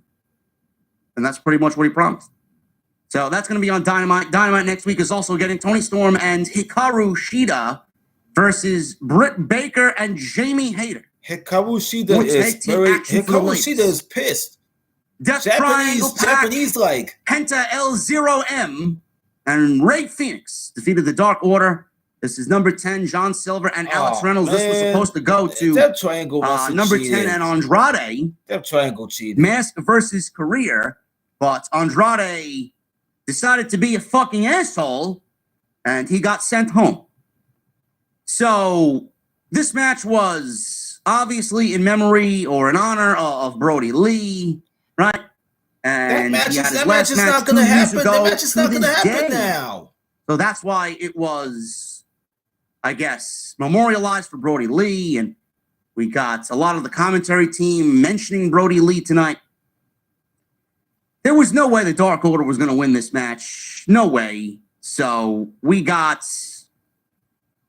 the Death Triangle retaining the titles here. Silver and Pac, towards the end of this thing, they were exchanging forearms. Trying to interfere the whole Pac. Pac hit a German suplex, but Silver came back with a series of kicks, a deadlift brainbuster for a near fall. Silver took down Phoenix with a clothesline. Dark Order went for the pendulum bomb on Phoenix. Phoenix countered once, but Dark Order got it on a second attempt.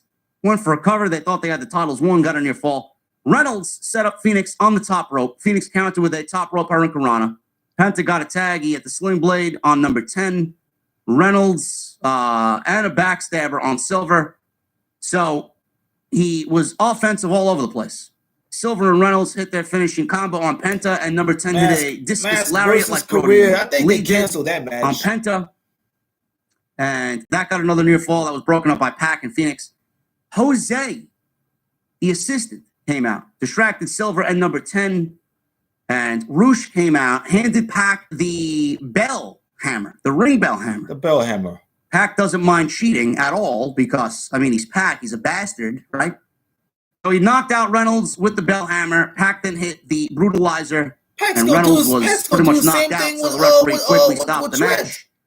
It was a fun match. The crowd really didn't seem overly enthused about it. I mean, it was very lukewarm as far as the reaction goes. I don't know why. But it was a very good match. The trios matches are always really good television. This one went over 20 minutes. Finish looked a little wonky, but I'll take it. Dark Order does not get the job done on Brody Lee Knight. And we got the Dark Order losing to Death Triangle as Death Triangle retain the AEW Trios Tag Team Championships. And then Pac versus Trent. Battle of the Belts. They went right into Battle of the Belts. Pac, he just got done with a 20-minute trios match. Pac versus Trent. And they go right into Battle of the Belts. It gets its own intro. And Pac is already in the ring. We see Penta and leaving. And Pac versus Trent. And he has another 15-minute match against Trent Beretta. And he beats Trent Beretta. Same thing. The All-Atlantic Championship. Same thing with the bell hammer. This was great. This was probably, to me, the best match. Same thing with the bell hammer. This match for AEW. So Pac is awesome. Pac is so fucking good, man. So obviously, same thing with the bell hammer, bro. Pac retained the title. Pac hit a back elbow. He went for the top rope. He used the bell hammer crossed again. Him on the top rope. Beretta hit Pac with an avalanche, half and half suplex from the top rope for another near fall. Used the bell hammer again. Crowd was more into this match than they were into the trios match. So crowd chanting AEW. At one point they chanted "Fight Forever." Oh yeah. Beretta tried to set up Crunchy. So it's basically a Storm Zero, a Strong Zero. Yep. Pac countered with a brutalizer. Beretta struggled to get to the ropes. Pac looked frustrated here. He couldn't put Beretta away, which angered him. Pac dropped to the floor. He went for the bell hammer again. Beretta tried to suplex Pac back into the ring. Pac hit Beretta between the eyes with the hammer and got the 1, 2, 3. So he not only used the hammer in the first match, he used it again and got the victory over Beretta to retain the All-Atlantic title. So we retained the Trios title and the All-Atlantic title in the same way. That's out comes Orange Cassidy. All this cheating angered Orange Cassidy. Yep. He attacked Pac, chased him off. I thought this would... Bryce Remsburg was the official here. At no point did he see the bell hammer. We had officials come out. The hammer got lost in the melee. We had 3 or 4 officials out there trying to hold Cassidy back from Pac because he was upset that Pac cheated. So we got Orange Cassidy targeting Pac. I don't know when that's going to be, how long they're going to hold off on that. I could see that happening at Full Gear. I think we do Full Gear. It would be legitimately, I think, when was their first match? Revolution? I believe their first match was at Revolution. I want to say it was Full Gear, but I think it was Revolution. Probably one of them. But I do think that Full Gear, we get Orange Cassidy and Pac, and Orange Cassidy wins his first major championship in AEW. I think that's going to be awesome. Yeah. And you know that they're going to have a banger match. Banger after banger. Tony Schiavone interviewed Chris Jericho. He was with 2.0. It's time for Daniel Garcia to come home to JAS. They're not mad at Garcia. They're just disappointed. 2.0 are like Garcia's dads, and Jericho is like his older brother. Chris Jericho will bring back Lionheart on Wednesday against Bryan Danielson when he defends the ROH World Lionheart Championship. Revolution again. 2020. Lionheart again, bro. I knew it was at Revolution. Jade Cargill. She defeated Willow Nightingale to retain the TBS Championship. I did not watch this match, so I have notes on this from one of the dirt sheets. Nightingale failed. I did not watch this because I was getting myself ready for the stream, and I said, you know what, enough is enough. Nightingale failed. 4 hours of wrestling on my Friday night is way too long. Nightingale failed. So, Nightingale, she was being beaten down by Cargill. She took over the match with a clothesline. Took her down with a spinning head scissors. Nightingale hit a cannonball in the corner. Then a shotgun dropkick off the second turnbuckle for a near fall. Nightingale pulled down her straps and went for a head scissors. She tried that. Cargill countered into a tilt-a-whirl slam. She tried that triangle shit. Sounds mighty impressive because Willow is not small. Then immediately put Nightingale down with Jaded for the 1, 2, 3, and that was it. I was told it's a 4-0 finish. It was a very good match, and that was probably one of the best matches that Jade was in. Yeah. So just by that, I may have to go back and check it out. Yeah. But this is what I was told. Lexi Nair interviewed Ethan Page, Stokely Hathaway, Matt Hardy. Hathaway confronted Hardy with footage of his contract tampering with Private Party. This will more than likely lead to a match in Toronto, probably for Rampage. Lexi Nair interviewed Hook about the envelope from the Trustbusters. Hook tore up an envelope. Hook hated I guess that they're envelope. trying to enlist him in the Trustbusters, and he walked away. Hook hated that Hook envelope. does not need to be in the fucking jobber group known as the Trustbusters, okay? So, I guess, never mind. I said Full Gear. Apparently, Excalibur announced Pac will be defending the All-Atlantic title against Orange Cassidy at Dynamite next Wednesday. Maybe Pac will do it. Fuck Full Gear, I guess, huh? Unless we get another cheat by Pac next week. I don't know. Toronto's going to have 7,000, 8,000 people in attendance. It's their first time in Toronto. That could be I can see Orange Cassidy controversy. pulling off the win and winning the title in Toronto. I don't know. We'll see. I figured we'd do it at Full Gear, but Tony Khan is giving us that match in Toronto next week. Bobby Cruz was out to announce the main event. FTR, Dax Harwood, and Cash Wheeler defeated Gates of Agony. This is Khan and Toa Leona with Prince Nana. They retained the ROH Tag Team Championships. No reason why FTR would lose the ROH Tag Team Championships. FTR hit Khan with a spike pile driver. They went for the big rig on Leona, and it was after the spike pile driver, big rig on Leona. It was too big to get up for the move. Leona charged at Harwood. They were able to get Leona up for the move anyway. Nana got up on the ring apron. Harwood sent Khan head first into Prince Nana. Harwood caught Khan with a backslide, got the pinfall. That's pretty much how the match ended. No big rig, no big move. People said it was a fine match, but the finish looked a little lame. This shit happened in 95. Really all that. With Taz getting power by Benoit Malenko. Battle of the Belts is concerned. I don't know, man.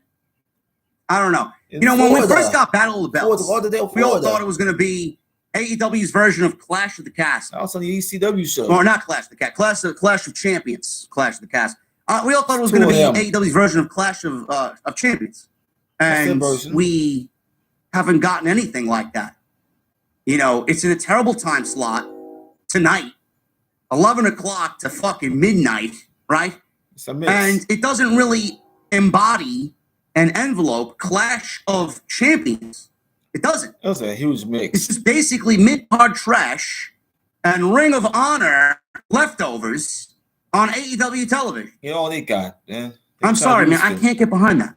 You saw that. I really can't get behind that. A lot of people were excited about this concept. And now through 4 of them, they are largely forgettable and uneventful shows. All these leftovers. No matter how Tony Khan wants to spin them. They're not good. The matches are fine, but they don't really present any real story, anything engaging going into next week outside Pac and Orange Cassidy. They tried everything with that shit. What happened on tonight's show? Outside of Pac and Orange Cassidy, nothing happened on these shows. Yeah. Nothing. I'm sorry, I feel disappointed. Yeah. That's just me.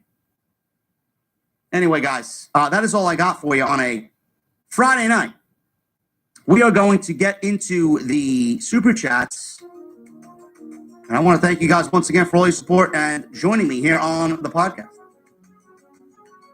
Follow me on social media, man, at JD from NY206. That's Twitter, Instagram, TikTok, and Cameo. Several more people. Hit that subscribe button down below. Turn on the bell for all notifications. Make sure you guys go check out today's extra, man. Quality stuff. Okay? And make sure you guys continue to hit that thumbs up, man. Super chats are open. Get them on in. And we got 6 new members tonight, man. Let's try and make it 10. Let's try and do 10 members tonight. Here's the goal. Thank you for the 6, man. I appreciate you guys very much. Now, let's go back to Wednesday, man. I want to start with Osakwe. I want to thank Osakwe and $500 super chat from Wednesday. Unbelievable is Osakwe. Showing some love to OTS. Have a great post-show, guys. Good to have you back with us, Jesse. Glad you're feeling better. Yep. We love Osakwe, man. MGM Ballin with a $4.99 super chat. It's so great to have Jesse back. I missed the debates. Also, MJF and Yuta had a great match tonight. They did. That was a great match from Wednesday. Spencer Morgan with a $20 super chat. I was in the building, and there was overwhelming social pressure to scissor people, but I stood my ground because, just as you, JD, I don't scissor other men. You don't do it. You Good don't for you, scissor. Spencer. You don't It's scissor always other great, people. always admirable to see people stand their own ground. You don't scissor other people. Dumbass. MGM Ballin with a $4.99 super chat. Also, it goes to show how hardworking you both are being here and giving us this great stream despite your personal circumstances. Appreciate you both. Ballin, thank you so much, brother. I appreciate you. Yay, MGM. AWC Legend with a $179 super chat. JD, did you say what Alexis said about you? Oh. Or did I see what Alexis said about you? Yeah, she called me JB. Uh-oh. She's going to mention me on Twitter. At least get my fucking name right. She tried.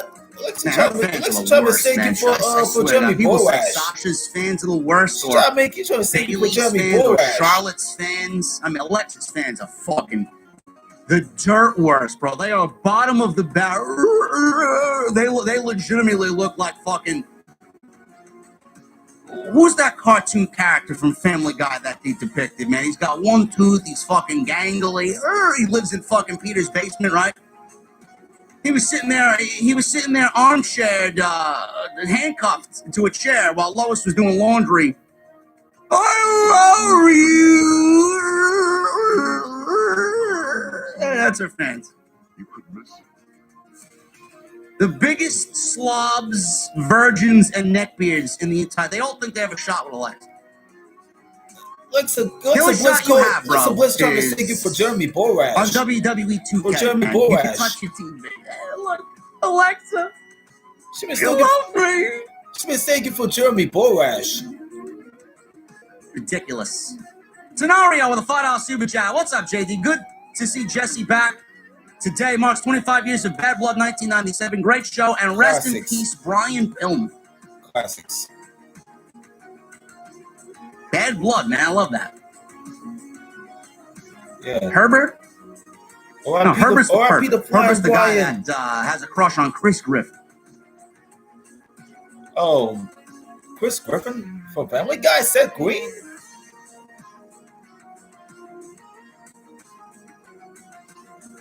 Damn. You gotta be kidding me. Toxic Blaze with a $4.99 super chat. At this point, Tony needs to start firing people to make an example, but he doesn't have the balls. Yeah, I think he needs to do something with this Andrade situation. If Andrade doesn't want to be there, get him out. Drew Gilmore. What's up, man? $5 super chat. Hey, guys, want to announce as of yesterday, I officially am done with grad school and earn my MBA. Thank you. Hashtag graduate, Drew. Awesome, brother. I'm happy to hear that, man. I don't know if you're listening tonight, but congratulations. Jaxo23 with a $50 super chat. Welcome back, Jesse. Also, JD, I watch your extra. Also, I don't know why Sammy Guevara is complaining and whining like a crybaby You're a wrestler. Child, Man up. that's Act like a it, dude. child, Also, this bruh. is a bad choice by TK. Why does TK keep Rampage? It sucks. Why to? I don't know, man. Rampage is not good television. Or it's TV. You go see how they do it. Dom I Wapo. gotta see it anyways. $199. All this drama, work or not, is souring AEW for me. Yeah. Dom, you That's are not sour. the only one that's told me that, bro. That soured everything up. You are not the only one that's told me that, bro. That soured up everything. Angel Alaga with a $200 super chat. Dynamite was great. Jesse, it is so great to have you back. Glad you are feeling better. Sammy is such a big baby. He needs to be suspended. Yo, Sammy, like a little baby. Yeah. I would have given Sammy a final warning. I don't know if a suspension would be the right move. Maybe it's too harsh, but he did act out of line on social media, which is cause for concern. I would have absolutely given him a final warning, and one more fuck up, he is on his way out. Tony Brown with a $4.99 super chat. My friend Jesse, what is up? What is up, Tony Brown? Jaxo23 with a $50 super chat. TK doing what WWE wrestlers wanted Vince to do, which is putting them on TV, and he is not doing it. That's why all WWE wrestlers want to go back to WWE. Triple H has taken over. Characters have been respected, and he creates new stars. Probably. They would have done something about it. Tony Khan is at a position right now, man. He doesn't need all the ex-WWE guys. Tony Khan does not need that. All the ex-WWE stars. And if they are ex-WWE guys and have showed their true colors like Andrade, get them out. Fire them. Joseph Taylor with a $5 super chat. JD, I wonder who is more obsessed with you, Alexa, Ryan Satin, or Baron Corbin? Baron Corbin, listen, he unblocked me. I have nothing bad to say about Baron Corbin. He's not even on TV. Baron Corbin, listen, me and Baron Corbin would get along, man. He loves heavy metal. I love heavy metal. We love steaks. We love whiskey. Heavy metal. Yeah. Me and Baron Corbin have a lot in common, and a lot more than he really kind of. I guess he doesn't understand. Why doesn't know who I am? Why heavy metal he likes? Well, Alexa, I mean, her fans are ridiculous, man. I have no problem with her. It's the way she's booked on television, and she's not all that very good. I mean, I could have an opinion on why she's not good. She's not good. It's my opinion. I'm not wrong in that. Ryan Satin, he can go fuck himself, man. Fuck Ryan Satin. He's one of the dirt worst in the entire community. He may be at the bottom of the barrel. Drizzy Drew with a $1.99 super chat. Do we get Daddy chance on Raw? Maybe. Why since it's a New York City, I won't be face surprised. asshole? Jackson 23, hey JD, I got a joke for you. Porn stars in the store. Fuck Ryan Satin. Ryan Satin has to stop porn stars in the goddamn store. Fucking Mark. White Rabbit with a $5 super chat. Sammy should not be talking about Andrade failing to get over. He is with Jericho again to get over after all Jericho did for him. Listen, White Rabbit, you ain't lying, bro. White Rabbit. Try it. You ain't lying, bro. Mr. Premium 2002, $4.99. Do you guys have any idea why Bryan Danielson continues to enter out of the heel tunnel? It is not leading to anything big. Good to have you back, Jesse. I have no idea, man. I think he just does it because the fans keep asking about it. They did that anyway. Let him do what he wants to do. I don't give a fuck if he comes out of the heel tunnel, the face tunnel, if he comes from outer space. I don't give a shit where he comes from. He's going to be in the ring wrestling. That's all I care about. He'll come out of the tunnel. Chris Elliott, 1989. It's my 33rd birthday. Glad you are back, Jesse. Happy fucking belated birthday. Chris Elliott. Joseph Taylor, $5. Alexa is trending on Twitter because of what you said on Monday. Good. Keep talking. Ronald Ginsburg. Glad to see you here tonight, Jesse. All the best. Dynamite was amazing. I couldn't wait to join the OTS venue after seeing Sammy get pinned. Oh, Sammy got it. Jade's next opponent is Nyla Rose, says Jaxo with the $5 super chat. Great. Nyla Rose ran out with the Zach Smith with a Canadian $27 super chat. Happy to see you back on the show, Jesse. Much love to you and your family. There's nothing I'd be doing and listening to you guys while cleaning school bathrooms and Jesse shooting the shit. Cheers to you both from Canada. Thank you, Zach Smith. Listen, no matter what you're doing, man, you're a hard-working fellow. And we're glad that we can keep you entertained no matter what you're doing, bro. Thank you.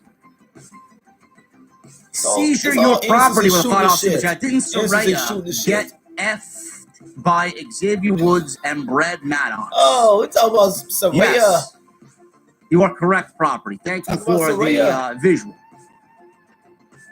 D. Bastardo with a $2 super chat. What the F is a warjo? Get the F out. Warjo. That's the word. I have no idea, bro. Warjo. Woodlow and Samoa Joe. Basic, $1.99 super chat. Sammy buried himself. That's a warjo. That's a warjo. Robert Lamoa with a $10 super chat. I'm starting to see a pattern here whenever somebody gets over like FTR, Wardlow, Adam Page, Miro, even Coleman Jr., Tony Khan kept them off TV and pulls them off. Yeah. I don't know why. Oh, man. Miro, FTR, Wardlow, they all need to be on TV. Brian Pillman, the Varsity Blondes are a very underrated tag team, and I think if they added them some fucking TV time and put some fucking effort into building their characters, I think they'd get over. Sucks. White Rabbit with the $2 super chat. Tacos tonight are on point. Yeah, on Wednesday they were 5 stars. I'm hearing that it diminished down to a 2-star. And Michelle McLashing just renewed my membership. Welcome back, Jesse. In my opinion, Sammy G hasn't been the same since he's been with Tay. Yeah, I see a little change there, but whatever, man. They're in love. More creepy shit going on with Sammy and Tay. Joseph Taylor with a $5 super chat. Favorite AJ Styles match? More creepy shit between those two. I'm only going to go based in WWE because I don't watch Impact, man. I'm probably going to say John Cena. Who wants to watch Impact? Nobody watches Impact Wrestling. John Cena, any one of those matches, any one of the 3 matches that they wrestled.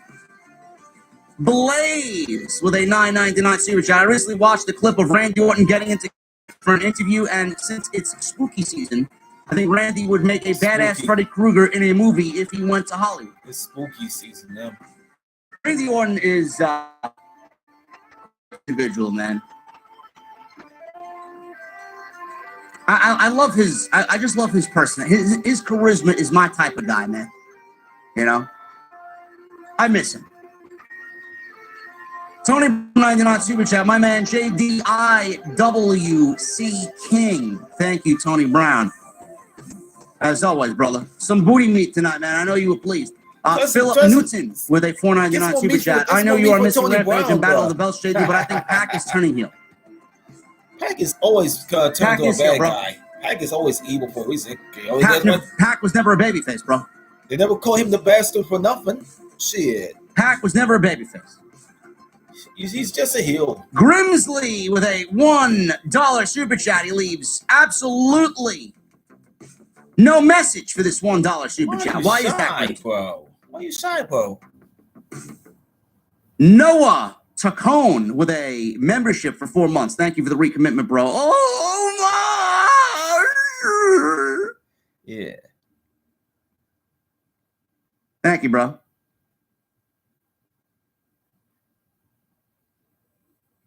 Driscoll with a $10 super chat. People have been waiting for the IWC King to do as Papa H did tonight and deliver banger after banger after banger after banger. Oh, bangers. Hashtag we're waiting Wyndham. Hashtag OTS Army. Hashtag JD is him. Thank you, Noah. Tenario with a $5 super chat. What's up, JD? Made some banana pudding. Sat back and watched SmackDown. Good show. Who doesn't like banana pudding, bro? Matt Gutierrez with a new membership. Thank you, Matt. I appreciate you, brother. What are you drinking tonight, Matt? Grimsley with a $10 super chat. There he is. There he is, Grimsley. JD Bountiful Glory was a banger, not going to lie. Mickey versus Yim was great. And Slamovic versus Jordan Grace tore the house down. Better female matches than WWE and AEW combined right now. Of course, they got a great women's division. Yep. I'm not taking that away from them. It's fucking boring. The show is boring. Tenario with a $5 super chat. Was hoping they would pair Zelina Vega with Legado del Fantasma. Glad it happened. It's going to be a great pairing, bro. Grimsley with another $5 super chat. Can't say much without getting attacked for Impact, but if you are a wrestling fan, those women tonight gave you wrestling. Did Masha win the title is what I want to know. Did they? They won them. Did she win the championship? Did she win? Dragonheart Yobi with a $20 super chat. Yeah. Thank you, brother. Dragonheart.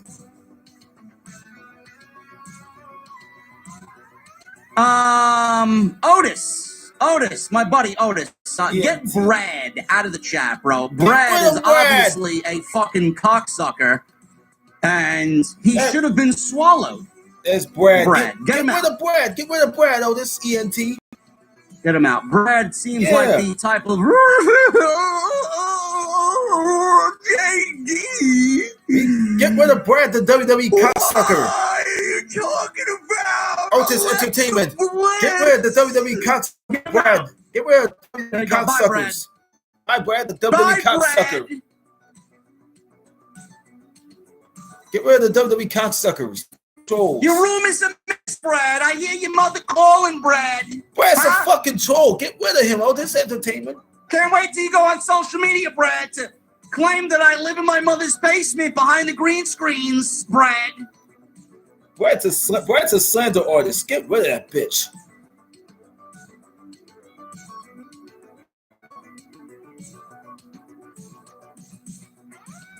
Dragon, thank you for $20, bro. If you can, just once more, I'd love to hear you say, "You fucking goon." You goon. And the legendary, and this. Proud of your growth, JD. Keep up the great work. You are a goat at what you do. Keep inspiring the. This voice is comparing to what you see Dragon, there. appreciate you, brother. To the Dragons. No, I'm not going to be, guys, I'm not going to be yelling, "Get him out." You guys got the emotes for that. You can give him the get out. I'm going to save my voice for Extreme Rules tomorrow night, because that's most important to me. That voice is always going to get saved, too. Save it, bro. Save it for that. Save it for Why am I just seeing Brad now? You guys are slacking, man. I'm going to have to dock some fucking hours then. Otis, what's going on, bro? Get rid of Brad, Otis. Please, Otis. How many months we got working here tonight, man? Why was Brad allowed to talk shit all night? I'm just seeing it now. Grim, please get rid of Brad. Please, Grim and Otis, please. JD's gonna get angry. I don't understand this, man.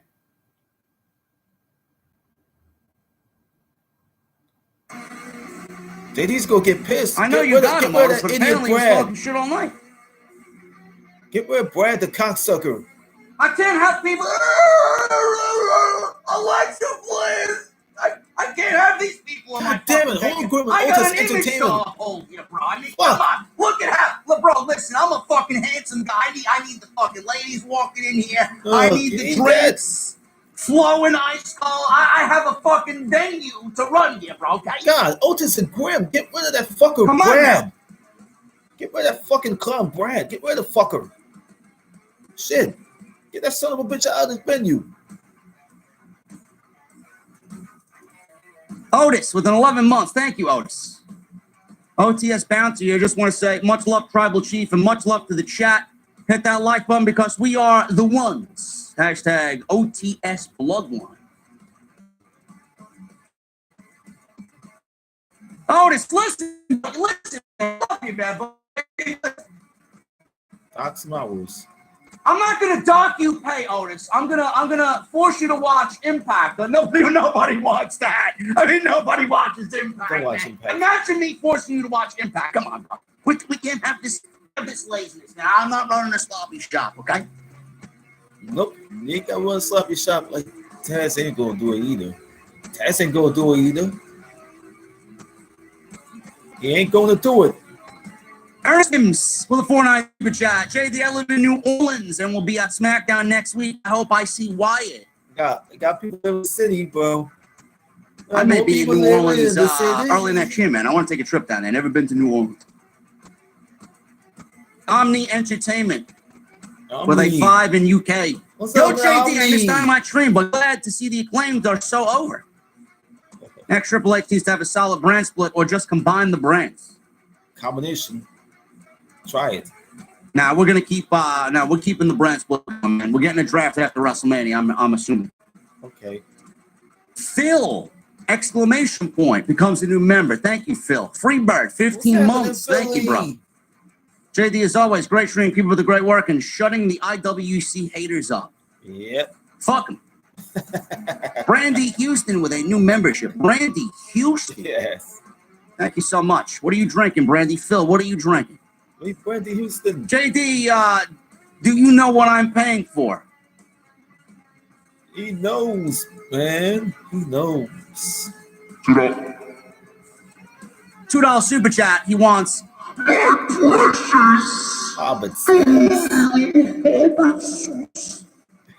Good allowances.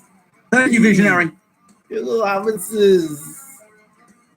Matt Wiley with a new membership. Thank you, Matt. Also with a $5 super chat. Appreciate you, bro. Finally had to join the channel. You're the king of the IWC. You're the reason for me finally giving WWE a chance. Keep doing what you do. Thank you, brother. Yeah.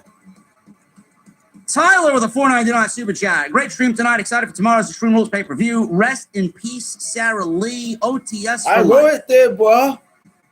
Yeah, man, that's a sad story, man. 30 years old. That's inexcusable, bro. I don't know what the fuck the problem was there. I don't even think we'll ever know. So Weston died Thursday, JD. There's a GoFundMe page for her. They blew past the GoFundMe, man. I think they're like 10 times over the fucking GoFundMe now. It's great. But that's a sad story, man. 30 fucking years old. That's ridiculous. Tyrone Johnson with a $4.99 super chat. Hey, JD, Seth Rollins, Bryan Danielson, Shawn Michaels, Bret Hart, Chris Jericho. Who's the weakest wrestler in their prime, in your opinion? What was that? Seth Rollins. Maybe. Tenario 128, $5 super chat. JD, can I get an Android voice of Omos? Uh-oh. Android voice.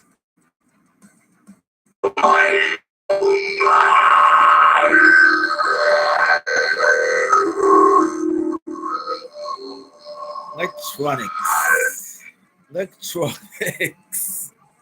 Oh God, electronics. He got man. White Rabbit with $5 super chat. Oh, another white. The only way I would want to see Goldberg back on TV would be if Bray is going to squash him for what he did to the Fiend. Another White Rabbit. Absolutely. Super chat. Boom. Absolutely. Boom. Try something. More Warriors.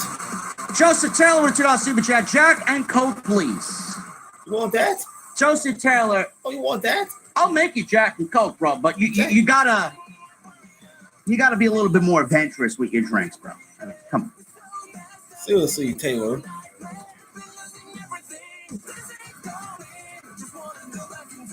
The Visionary with a $2 super chat. I want to say I'm officially in the U.S. Air Force. Visionary, congratulations, bro. I wish you nothing but the best, man. Get some of your crewmates into the podcast.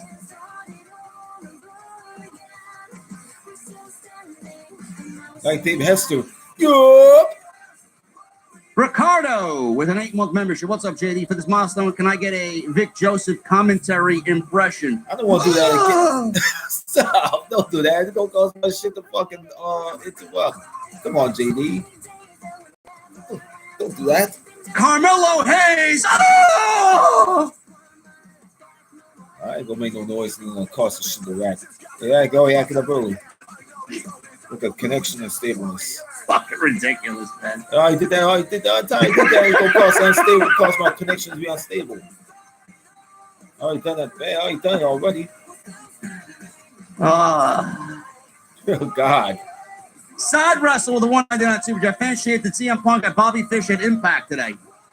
Wow, the 12 people at Bound for Glory Bear were chanting CM Punk. I'm sure that went over fucking really well. That's 12 people.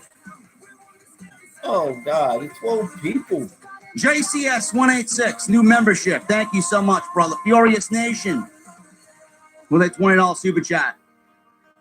What's up, JD? SmackDown tonight on the season premiere was great. Legato to SmackDown, thumbs up from me. Hopefully we get Mysterio on SmackDown next year via the draft to feud with Legato. That is money waiting to happen. Yes. Yes.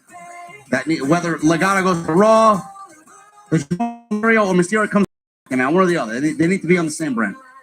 Probably. Grimsley with a $5 super chat. Grace 1, Impact is boring as hell, but Bound for Glory tonight was fun. Crowd was bigger and louder. I had ECW reunion of a few guys. Always fun seeing that. Wow. Okay. Whatever. Yeah, Tyler, $4.99 super chat. Sad to see no changes in the SmackDown set and title belts tonight. There's nothing there. Slowly but surely, he'll start changing that up, man. JCS, JD, Cards or Phillies? Who do you want? I want the Phillies. I don't want the Cardinals. Yeah. The Braves can handle the Phillies. I don't think that. Listen, they'll be able to handle anybody, but I don't. Out of the two, I'd rather take the Phillies. Yeah. So Furious Nation. Thank you, brother. $10 super chat. If Andrade ever goes back to WWE, could you see him feuding with Legato due to Zelina and Andrade having history with each other? Sure.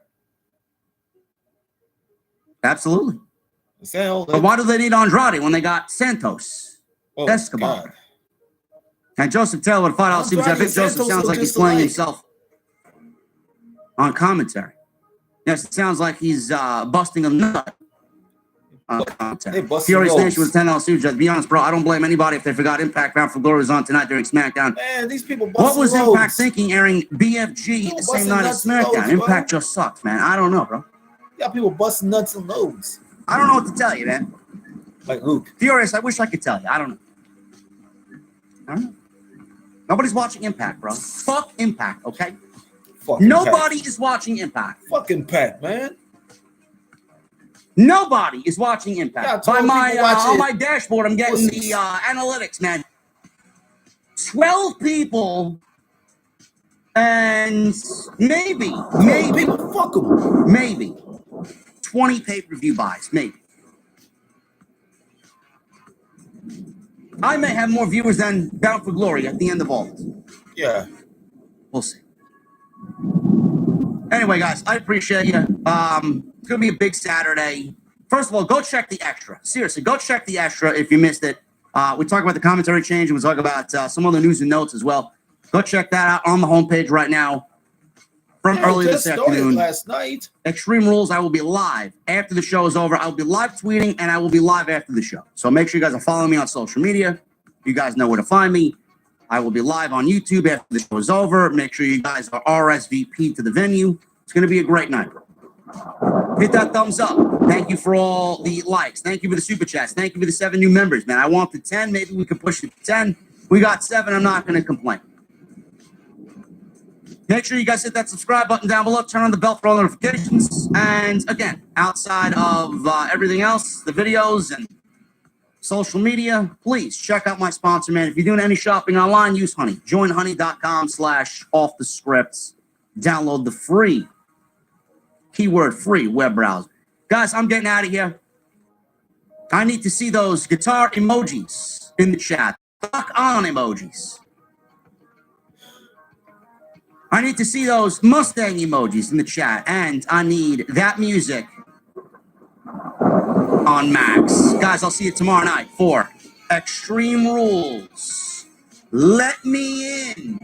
The White Rabbit revealed and Extreme Rules in Philadelphia. I'm not going to watch Should be a good one. And I'll see you guys tomorrow on Off the Script. I'll see you guys later. Well, I'm not going to watch the post show tonight anyways. I'm going to watch it tomorrow. Not to watch the Saints game tomorrow because I know the Saints going to keep losing and losing and losing and losing. Fucking team I have respect for. They get the job done. Alright. Oh shit, is this in? Shit, is this in?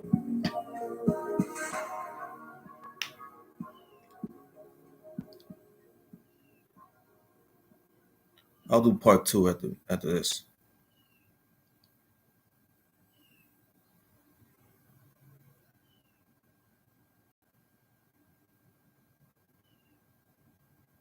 What? No tone?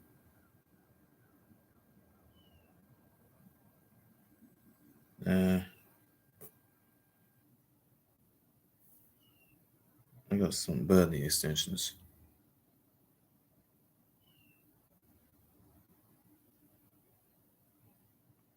I got some burning extensions, folks. Hold on.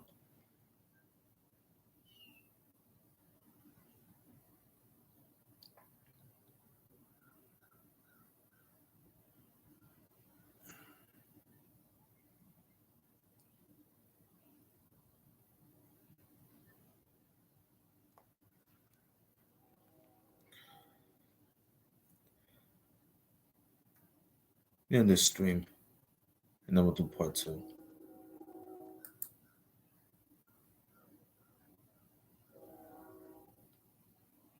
See you in the next video with part 2 of the birthday celebration of my uncle Fabian Bryant Shawl.